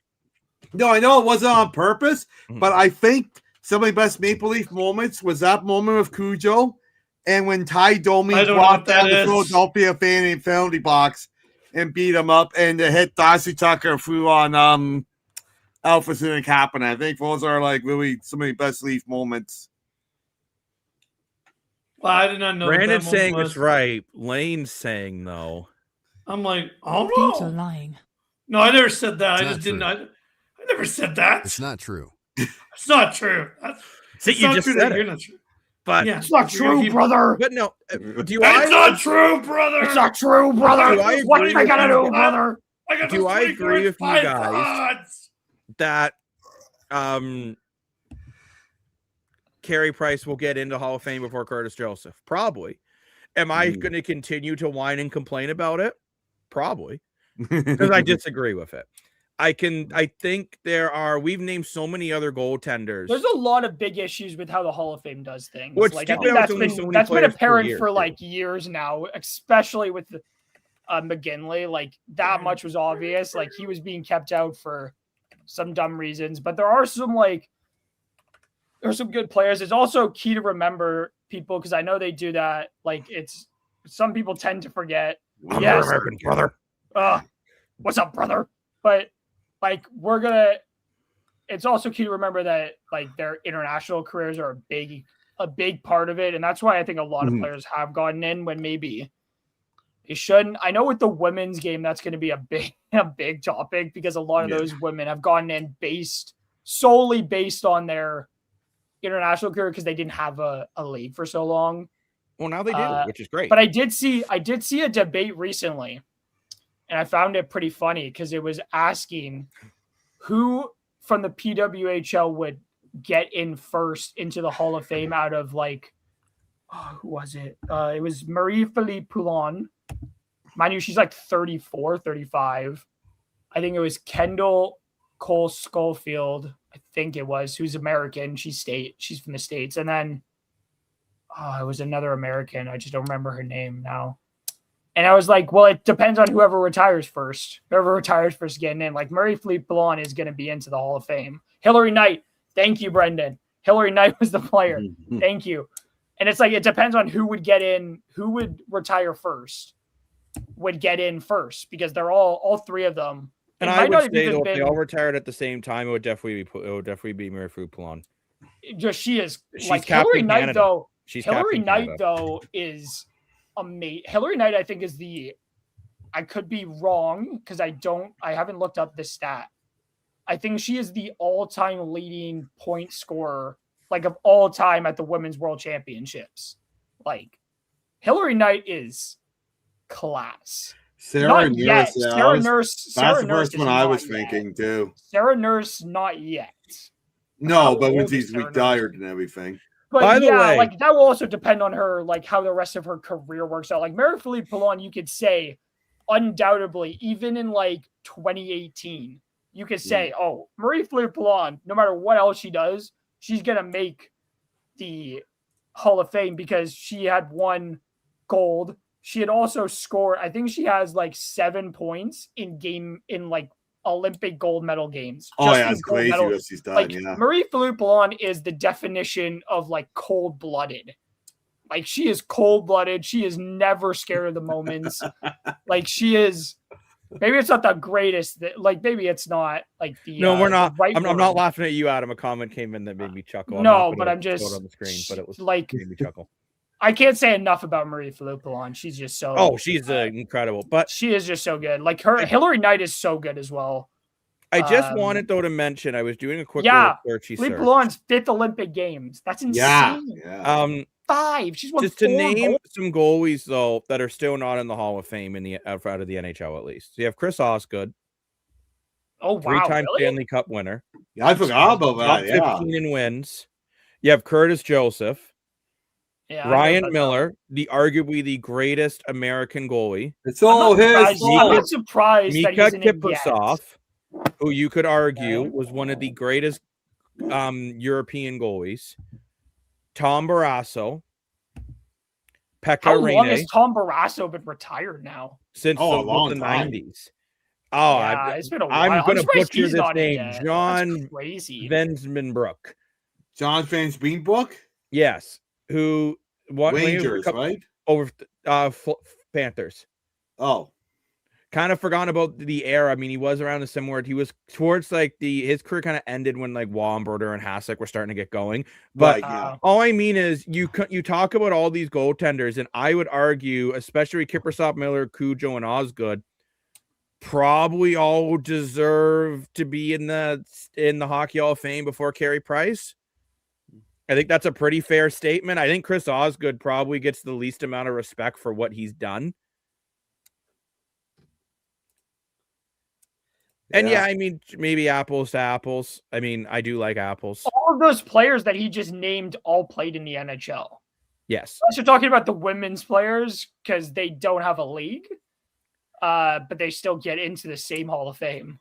So I don't think it's really apples to apples. I'm not sure how old Sarah Nurse is. Fun. I looked it up, but I didn't actually look because we were having another conversation. I'll look it up now. We got another new. It has to be nearing 30s now. Yeah, I gotta say, welcome to the desk here, and very frustrating from the Bills again. I mean, Sarah Nurse is also Burlington's own. She's from Burlington, Ontario, which I did not know. Welcome to the decks, and we want to thank all the new viewers coming on tonight. And we love all the comments, and if you could please subscribe to the channel, that's a huge help for us. So boosts up the algorithm. The higher we do the algorithm, what we can do for you is all the great comments, great likes, great shares. All the subscribers have been going a lot lately, and we really appreciate it. So thank you, everybody. And Christopher, and absolutely, he's not even playing this year. Funfish. She might not even make She might not even play at the Olympics. Sarah Nurse is it? No, Sarah Nurse is back. I know she's on the Olympic team, but there were talks that she might not even end up playing because she hasn't played in so long. Correct. I know she's back now and playing, so she'll have time to like get back going. But there was talks that she might not actually the Canadian team might not actually let her play at the Olympics. Because there have been so many other. She hasn't played in 2 months. She'll play. She hadn't played previous to her coming back like this week. She had not played in 2 months, and there have been plenty of other players who've been proving more in the PWHL than Sarah Nurse has shown this year. I agree. If she plays, she'll be playing on reputation. She'll not be playing based on her abilities from this year. That's a good question about the Jets. I don't know off the top of my head. It's Eric Comrie. Eric Comrie. Oh, I'm thinking the other guy just got traded the other day. 6'5". The Leafs beat him 6'5". That was Eric Comrie in that. Yeah. And just to your Christopher, my point was just kind of those goalies I was talking about were ones that I'm saying should get in before Carey Price. That was just kind of my point there. I feel like those are but he said you're talking about non-NHLers. I think he's talking about that. I was talking NHLers, so I'm just I know. So unless he's talking about the 3 players I named, who are all like undoubtedly Hall of Fame players. Oh yeah. Like even if they did play on the women's side, they're all like no doubt. But there was a comment I wanted to get back to. A lot of great comments. Thank you, everyone. Sorry. Let me find it. I was just kind of going the ones that were about the topic we were on, but let's move on to a bit of Montreal Canadiens conversation. I don't think Lane Hudson will win the Norris, but I think he'll probably get some votes. I don't think he'll win it. He's top 5. Like he's maybe not. I'd say maybe top a top 7. He's definitely up there. He's up there in the conversation. Statement. Like Cale Makar, Quinn Hughes, Zach Rosinski, Morgan Riley. No. Those 4. I think you can even put. I don't like the guy, but Bouchard you can put up there. No, he's not having the greatest season in the world.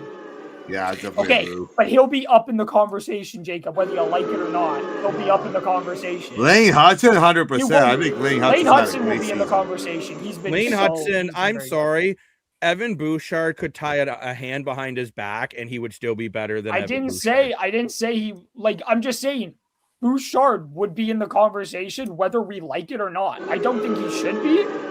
I just said I don't think he should be, but he will. Bouchard. You may not like it, but he'll be in the conversation. Like it's maybe he should be. He shouldn't be. He's terrible. He should be, but he will be, Jacob, whether you like it or not. Well, because the Norris is not voted on the best. All right, insert Jacob rant here. Norris Jacob, wait, before you rant, can I get through my point for a second? Because I said this to Max, Jacob, constantly. Our coworker Max. Go ahead. Adam. But the awards, I think, in the NHL, half of the time do not get awarded properly because the voters don't know what they're voting on, clearly. They're all, like, the NHL writers don't actually know what they're voting on very clearly. The Norris Trophy, by definition, is given to the best defenseman. You could argue that it's never really been given a lot of the time to who is the best defenseman in the NHL. Well, because it never is. It never is. But like, it's the same thing with the Hart. I arguably could say the Hart Trophy has not been given out to the definition of what the Hart Trophy is who the Hart Trophy is supposed to be given to. Boussard. It has not been given to the right person since I kind of correct. It was, oh my gosh, who was it? Taylor Hall, when he won it with the Jersey, the Devils. Yeah. When he went on that tear with the Devils and the Devils won, you could, I think, since then. You getting back on for your mic again. Sobazor, I don't really care what you have to say, honestly. Your comments just go in one ear, out the other, and it's fresh out of my mind because I don't really care half the time. No offense.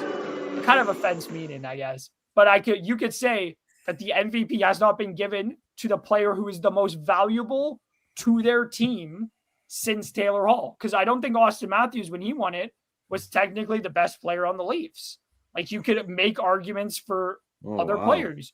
Connor McDavid, you can make the argument that Leon Draisaitl is just as important as Connor McDavid is to the that's kind of why I say I think the Hart this year he won't get it, but I think Celebrini should get the Hart this year.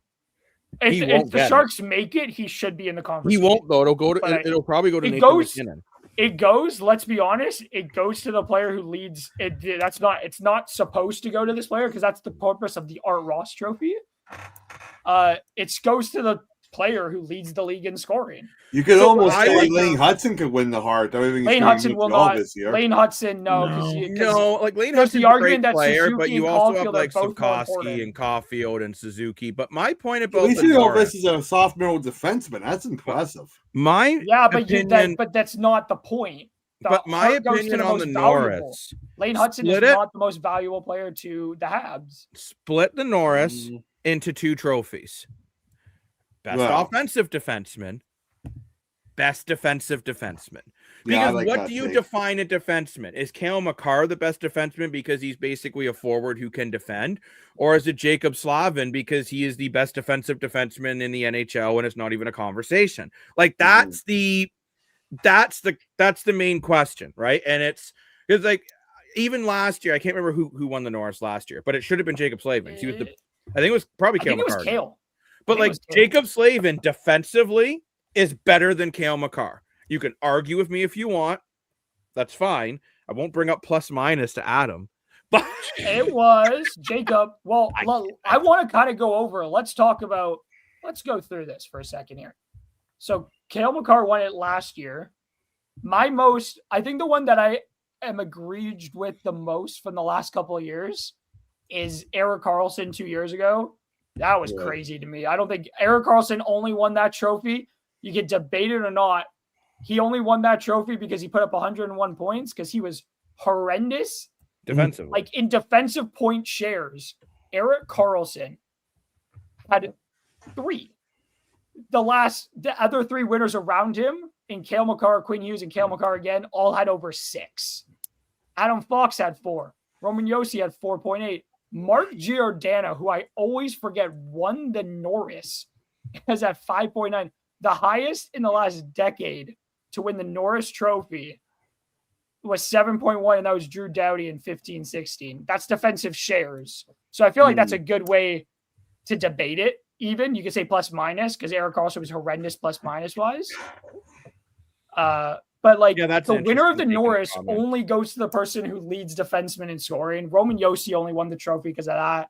Erik Karlsson's only won the trophy because of that. You could debate Cale Makar. You could debate it.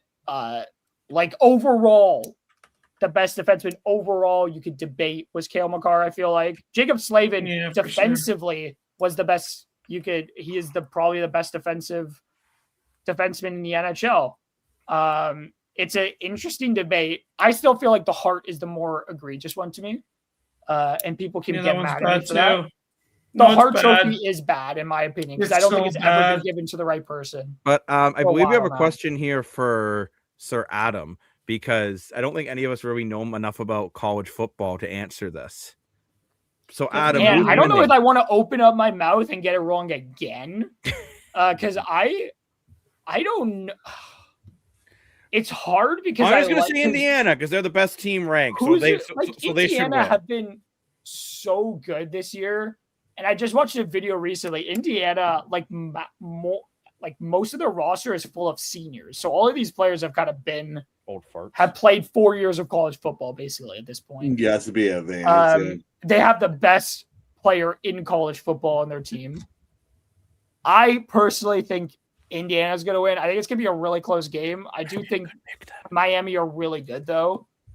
But I think it'll be close. But I just think Indiana should win the game because I think Indiana are just a better team. They've been the best team in college football this year. And I don't think the best team in college football usually ends up winning it. Like, especially these last 2 years. Like, Ohio State, I don't think was the best team in college football last year. They were the best team. They were the best team over like 4 games. You didn't even say their name right, Adam. Oh, yeah. It's the Ohio State Buckeyes.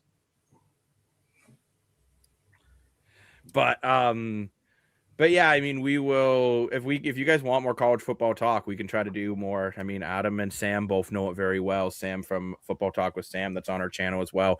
But moving on to some other games around the day of Ottawa needs a goalie. Fortitude. The Montreal Canadiens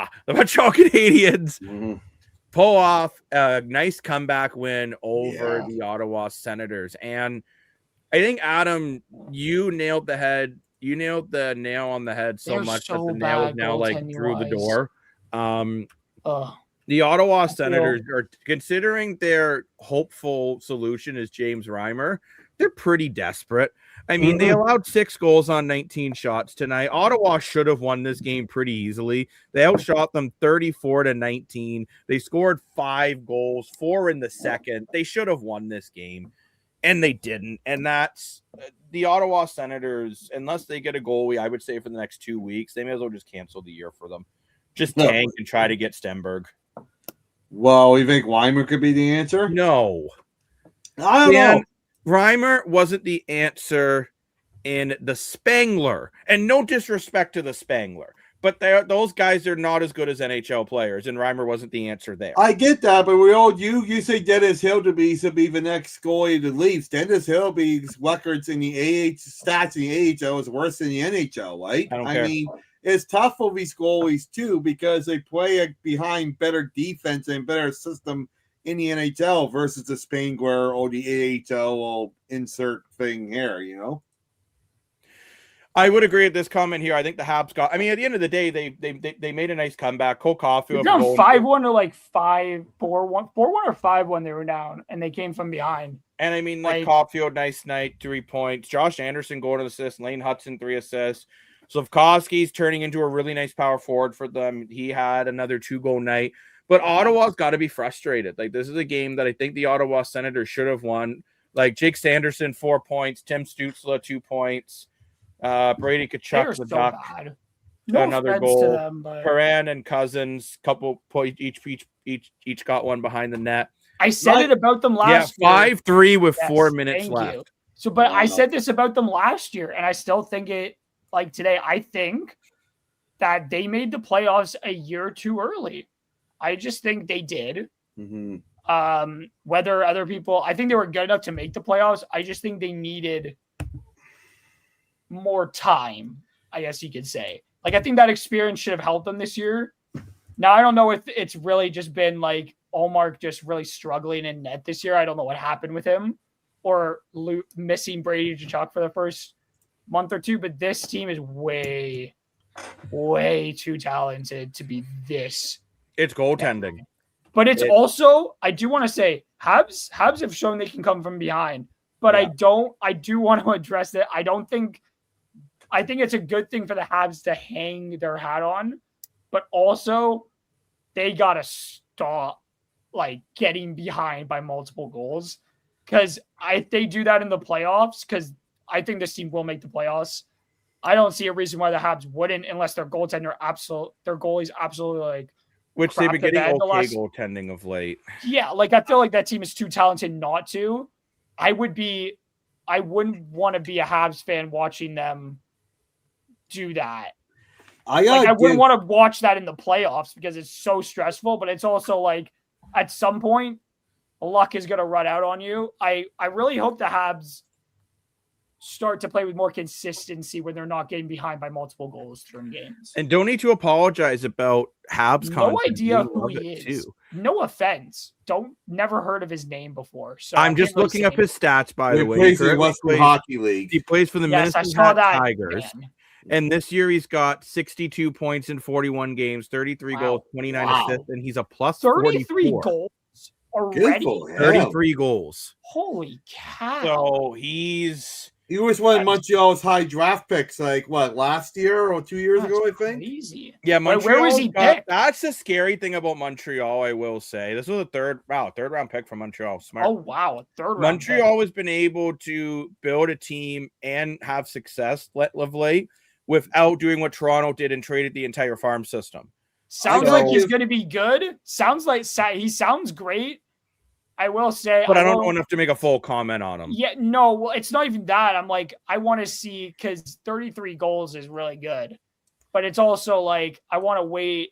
I would rather wait and see how his game translates into going further up every level. Cause I think that's always a good indication of how much better a player is going to be is overtime development, of course.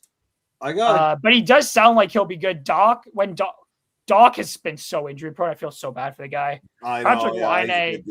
I honestly think Laine is going to get traded when he comes back. When he's healthy, Laine is going to get dealt. I cannot see him. I cannot see him staying with how good the lines have been currently. I cannot see a world in which Laine stays with the Habs at this point. The Leafs are not acquiring Patrick Laine. He has his contract. He has too much money on his contract. I gotta say, first of all, I gotta give Montreal a lot of credit for a win tonight. I think that's a great character win, and I think that was the difference Montreal needs. Like last year, we made the playoffs and it was good, but I didn't think we had quite enough character and experience. And these young guys with wins like tonight for getting these character wins. So I think Montreal is going to at least make it to the second round this year, possibly further. And with Laine, I think if you can, Montreal eats a little bit of a salary. Toronto's got a bit of. Toronto technically doesn't have cap space, but got guys on their roster they could move to make the cap space. Maybe someone like Kelly Youngquo in a draft pick goes the other way in Montreal. Okay, I like Patrick Laine, but I would love Patrick Laine to be a top 6 forward in Toronto. I get he's not a 100-point guy, a bit smarter, but he's got a wicked shot. He would be incredible. Dude, there's concerns about him, though, to be fair. I don't know if it's attitude issues, but he always seems to I don't know, when things aren't going his way, instead of, trying to work them out, he pouts and starts playing he just starts playing bad and he just ends up giving up half the time. And it's just I don't think Stolar is going to the PWHL. But Jacob is his own. You know what? I would love a laugh track personally. I would love to be on a sitcom. Gallagher is still around because of loyalty. No, seriously, I would love to. Mainly because of his contract. Someone make a sitcom about my life. Laine, get to work. I want a sitcom about my life on my analyst desk. Jacob, you missed something from Funfish. You missed something from Funfish. They asked about favorite OHL team. Oh, and also Newhook is hurt, by the way. Ooh. Newhook, yes. Newhook is always hurt. Favorite OHL not him. Team. Doc is always hurt. Newhook, I feel so bad for because he's having a good year this year for them. Favorite OHL team. I grew up a Barry Colts fan. Yeah. But I also have a soft spot for the Sault Ste. Marie Greyhounds. I know Adam loves when I talk about the Sioux. I covered the team for about 2 years, so I have a soft spot for them. Brantford probably, but I'm a big fan of Windsor. Yeah, you know what? I will say this: anyone but London. What about Brantford? Brantford are a wagon this year. They have a lot of really rock me like a wagon wheel. They have Jake O'Brien, who was leading the OHL in points at some point. Vanaker, who was leading the league in goals at one point. Like, Brantford have a really good team, but whether or not they continue the way that they were playing before, the juniors will be something to see, I guess. Yeah, definitely. But I mean, what about Lane? Who's your favorite OHL team? Sorry, I said your name so aggressive. Like, Lane! Who's your favorite OHL team, bud? I don't really have one, to be honest. Well, that makes me sad. I need like sad music. What's the saddest music I have in here? Is this sad enough? No, this is just like this is like just weird. Yeah. No, that's not that sad. This is just this sounds like music you heard at Yeah, it could be failed. No. That's not that sad. Yeah, I said he dropped some bars here. Sad. Just because you say sad doesn't make it sad. Sad. Yeah, exactly. Well, I'm going to agree with Jacob. Sad! I agree with Jacob. You can't just say the word sad and it's sad. I'm actually saying the Barrie Colts. Like, number one, I'm a little biased since I'm from Barrie. I grew up there. I'm a huge Barrie Colts fan, and some legendary players came out of there. But I also gotta say, like, we had 2 guys from Team Canada on the Barrie Colts, and we have multiple guys playing in the IIHF World Hockey Junior Championship from the Barrie Colts, and multiple guys from the Barrie Colts getting drafted and stuff, right? So have a good night to you as well, Anthony. Thank you for joining us at the desk. And I will not have a good night, Anthony. Appreciate it. I will have a horrible night. I will not have a good night. Please subscribe to the channel too. We really appreciate everything. So thank you, subscribe everyone. To our channel. He plugged it again. And you know what? I like meditating, actually. Fun fact, fun fish. I don't. Adam, that's because you're never calm.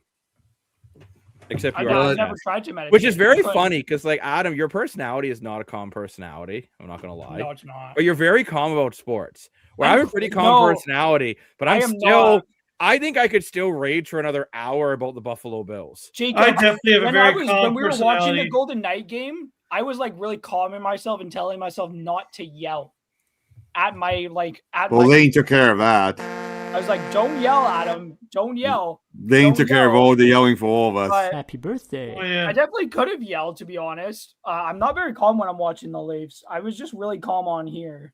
Mm-hmm. Yeah, I get very upset. No, I do not have a calm personality at all. Anyone here slop up their steak? I have no idea what this means. What do you mean by that? So if you're asking if I eat steak well done, I do not. Dan used to, but I gotta show. Does that mean we put a good sauce on it? No, I gotta show you. You guys would actually like this show. I think you and Jacob and Dan would love this show. I gotta show them the show. It's called I Think You. The show is called I Think You Should Leave. I gotta show the clip after. I did the same thing. Where did Jacob go? He left. Leave. Oh. Funny thing is, when my friend said that, I thought he told me to leave. Steak's not cheap. I agree with you. It is the Chuck's Roadhouse. We're not sponsored by Chuck's Roadhouse, but we really should. We should be sponsored by. Of all the times I suggest we go to Chuck's, we really should be. We should always be going to Chuck's. Another Wednesday web night. Another interesting game I want to talk about here was the Calgary Flames getting a 4-2 win over the New York Islanders. Island boys. Flames were up 4-1. Oh, Island boys did find a way to make this game interesting. Island boy. No. Island boy. No. Island boys. I think No, I gotta Dan. pull a Snoop Dogg and be like, "What's this?"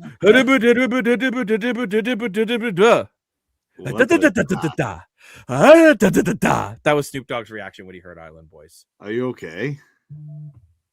Go to the grocery store. Okay. Funfish is giving us directions here. Go to the grocery store and pay $40 for one steak. Oh, yeah, I'm an island boy. That's why I get at Chuck's. It's like $20.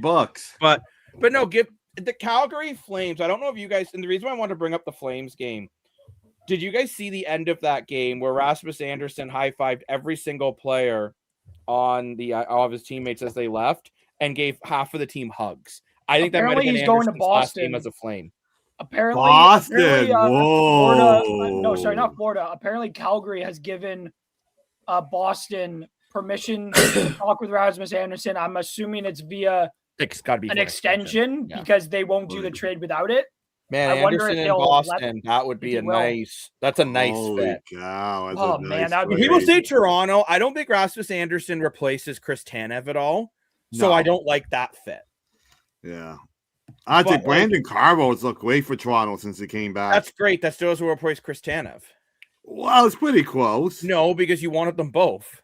I get that, but Luke Shen. Yeah. Who do you see going the other way from Boston? You know what? Victor Arvidsson. Oh no, I think Calgary's gonna. I think Calgary is gonna say they want young guys like Fraser Mitten and Alex Steeves. It's rumored I could really see them going to Calgary to be part of the rebuild process. Jacob, it's rumored that one of the pieces that last I saw, the rumor was it was going to be Portois, however you say his last name, Matthew Portois. He played for Canada at the World Juniors a couple years ago. No, Portois was his name. I can't remember. I'm saying his last name wrong. He plays for Boston. I wouldn't trade Victor Anderson out of Boston. But he's a center. That's what we're talking about. Funfish. That's what I just said. Funfish, you are not paying attention. You went out of our beefing again. We've always been beefing. I don't know. It's never gone away. Lane, is this place good that Brandon's saying help? It's from the show. I'll show you the clip after. Thank you, Brendan. Brendan knows who I'm talking about. Thank you. Yeah, he's one of the pieces that's going the other way. I did not see Minton or Steve's going that way. I don't know. Fun fact, Fraser Minton's got 22 points and is a plus 14 Subscribe to our channel.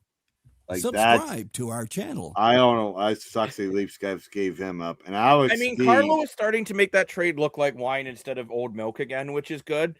Yeah. But I'm not going to debate with you guys why Steve's was not re-signed because I've already talked about that enough. Well, free agent wonder, then I'll say he has 14 points in 32 games and is a plus 6. I think these are two guys that Toronto really missed the ball. We're really missing those 14 points. Yeah. Yeah, we're really seriously, missing those 15 points when he not the 14 points. He barely played in Toronto, Dan. Minton's the one we're missing. Not just the 14 points, but a plus 6. You can't say Steves is a miss when Steves didn't play in the NHL. He barely played in the NHL. Yeah, but this year he could have played in the NHL because he wouldn't have made the NHL roster, Dan. He wouldn't have made the NHL roster. He was never close to making the NHL team. That's why he barely played up here. I don't agree with you on that. I've seen him. Okay. I saw him play. I really like this. Facts. I like this play. I think he would have been. Okay, let me put it this way. I would rather have Alex Steves this year on my fourth line than Easton Cowan. Subscribe to our channel. Cowan's not playing on the fourth line regularly. Yeah, he is. He's playing on the third at the moment. Yeah. But which is where I think that's a great third line. I actually kind of like the minors. Robertson, Cowan. Yeah, I want Cowan to play in the minors. Wasn't on the team. Even if Cowan wasn't on the team, yes, Steves, and he was down in the NHL, Steves wouldn't have been up there anyways. Because Christopher, we will be doing than anybody else. We are hoping, at least, depending on work schedules, to do a very, very large trade deadline show. Our longest show live we've ever done is 5 hours. Okay, we're gonna have to go over 5 hours to do a full deadline day show. Will Vancouver ever win? I mean, probably at some point. They would have to. But I don't think they're gonna finish the year with like 38 losses in a row. That'd be pretty funny. That's how they're gonna try to get Gavin McKenna. They're just gonna put out like their AHL team. AHL team might do better. The Abbotsford Canucks. Not the Wolfsburg Scrattons? Wolfsburg Scrattons. No, that's Pittsburgh. But no, I'll be curious to see. Definitely. But Christopher, answer your question. We definitely will be doing trade deadline preview, and hopefully try to. When is the NHL trade deadline this year? It's March 6th. Well, what day is that? Wow. You guys, just look it up. It's a Friday. Is the 6th? I think it's the 6th though. Look up when the deadline is. Why is AI do okay? It's Friday. It's set at 3 p.m. On Friday. On Friday, March 6th. Okay, well then I can do that then because I don't have to work. Well, Adam, we might have to work. Jacob, I swear, do not ruin this for me. But we can do a show until we have to leave then. That's true. And then we can leave it in Dan and Lane's super capable hands. Lane, show us your hands. That worries me. Dan, show me your hands. Lane, I've done a show. Dan, where are your hands? Oh, I thought when I said show me your hands, you'd do anything. I'm like, I hope he didn't lose his hands. No, I still got them. And yeah, they probably could. I don't know. Vancouver's pretty bad. A strike till. What? Who's Mr. Bean? McBean? Who's McBean? McBean? Well, welcome. Welcome to the We're desk. so confused. Yeah, welcome to Dex is a new viewer again. Monday is Amazon Prime Day on Monday. Let's go. Minnesota my Wild favorite games. I love those games. They actually okay. I won't lie. The broadcast that Amazon does compared to TSN Sportnet is not even close. It's so much better. It's McBean is the Bills general manager. That's who he is. I recognize that name from his name. Okay, well, I'm not a regular Bills fan, so I don't. I agree. McBain's gotta get fired 1,000%. I know Jacob would know. I know Jacob would know a lot of this before me, but I wish TS because he's more of a producer. I don't know why TSN can't just roll 30 minutes of footage from the arena, but yet Amazon can just sit there with their cameras and their mics rolling B footage of. I don't know if it's just the contract that they have, but man, watching the players warm up and listening to the ambient audio and all that stuff instead of hearing, well, this guy's got 10 goals this year and blah, blah, you'd blah, be blah, losing so much ad revenue. I don't know. I just think it's so much, but it's so much. Remember better. though, Amazon is a monthly subscription fee. TSN is not. I understand. I'm not trying to down one another. No. I'm just saying it has to do with it's just so much, and it has to do with ad revenue, and also too. I would say if you want a better pregame, we do a lot of Leaf pregame shows. Sure, and they're better than TSNs because you don't have to listen to like other people. You can we were doing football pregame shows. You actually get to interact with us too. You can't interact with Jeff O'Neill. He'll just be like, "You're not." He'll just say, "I was part of the World Juniors in '95." Oh yeah, I hate that. I have a deep hatred for that man. I hate him. Like I mean, I would certainly share a bagel with him. I wouldn't. I just want to say thanks for finding us on the decks here. We found a lot of new people here tonight. So if you like what you're seeing, you could please subscribe to the channel. We love all the great comments. Thanks everyone for all the great comments and keep liking and sharing as it helps us build the algorithm. And higher we go the algorithm, more we can do for you. So thank you, everyone. And just so everyone is aware too, on the NHL front, not a lot of Edmonton Oilers did end up beating the Vancouver Canucks 6-0. So poor Vancouver. The Ducks beat the Kings 2-1 in overtime. Dan, I'm stealing your job. I know, that's okay. Golden Knights, after losing to the Predators, dummied them 7-2. Wow. Bruins, who might be adding Rasmus Anderson, got a nice 5-2 win. New Jersey Devils over the Blackhawks. Sorry, the Devils are continuing to suck versus the Carolina Hurricanes as they lost 4-1. Panthers get a nice 5-2 win over the Capitals. Pittsburgh is slipping away from their playoff hopes with another loss to Columbus. The Mammoth beat the Kraken, and surprisingly, the Rangers remembered that they need to put the puck in the net, and they won 6-3. Wild also beat the Sabres 5-4 in overtime. Call me crazy, and maybe this is a crazy take here, but I get that Boston getting Anderson's pretty cool. But instead of getting Anderson, I think Boston really needs a number one center. It's not true. I think Lindholm It's not has been a huge disappointment for the Boston Bruins. There's no way he's like that's just the money he's on. Patrice Bergeron type of player. And since they've lost Patrice Bergeron retirement and Brad Marchand, imagine they had Brad Marchand this year still, how good they would be, right? I really feel like this team desperately needs a number one center. I feel like Winnipeg desperately needs a number two center. Boston needs a number one center.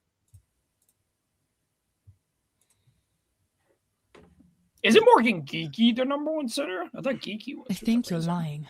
I thought he was a winger. Even a center? I don't know. I think he's a. What do you think, Lane? You think Boston can use number one center? No. No, okay. I could care less what Boston. I think their top six fine. I think Rasmus Anderson's actually the perfect decision for them. I would rather Boston gets nobody and Boston sucks for the next 40 plus years. What happened? Hey, Mike Sand again. Oh no! Oh my gosh, Jacob, so unprofessional. It's broken. I fixed it. It's okay. Jacob, I love how I'm criticizing you for your stand falling apart when I know it's not your fault at all. Yeah, Yeti Mike. Well, at least wasn't. Have a good night, Christopher. Thanks again for joining us. It already is tomorrow. Yeah. And Fun Fish, yeah, only 3 games tomorrow in the National Hockey League, which is the Lightning versus Stars at 2 p.m. Ooh. Red Wings versus Senators at 5. Oilers versus Blues at 8. Interesting. Well, at least your chair didn't break live the way my chair broke the other day. But I think at this point we should probably wrap up the show. Yeah, the show is just starting to go downhill. It was a phenomenal show. Remember, for any Bills fans who want to hear my rant, go to the beginning. You have about 40 minutes of me yelling about the Bills. It was entertaining. I do want to thank everyone. Yeah, rip the Sens. Yeah, I think the Red Wings will win that game. Yeah, the Red Wings are going to dummy them. Red Wings, especially considering Sens are coming on a back-to-back. Red Wings are rested. Yeah. But thank you very much for joining us at the desk, where every day feels like game day. If you're looking for more content like this, remember to subscribe to the channel. Follow us on all the social media. I post a lot of great shorts up there as well. And remember, there's more content coming your way very soon. We got to do some CFL stuff coming up. We're going to be doing kind of a state of where the sports world's at very soon. We got a lot of stuff coming up at the desk, including some interesting branding. But thank you very much for joining. I'm the self-proclaimed sports analyst, and I'm wearing my Argyle stuff because now I'm done with that. I'm done with the NFL. My Bills sucked. I'm over it. But I'll still watch the games. And of course, they're joined by Mr. More for your money.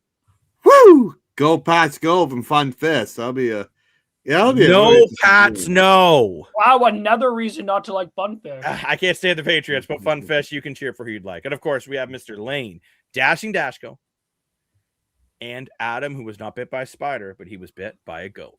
Until next time. Thank you for joining us at the Analyst Desk. Subscribe to our channel. And remember, every day feels like game day. Bye-bye.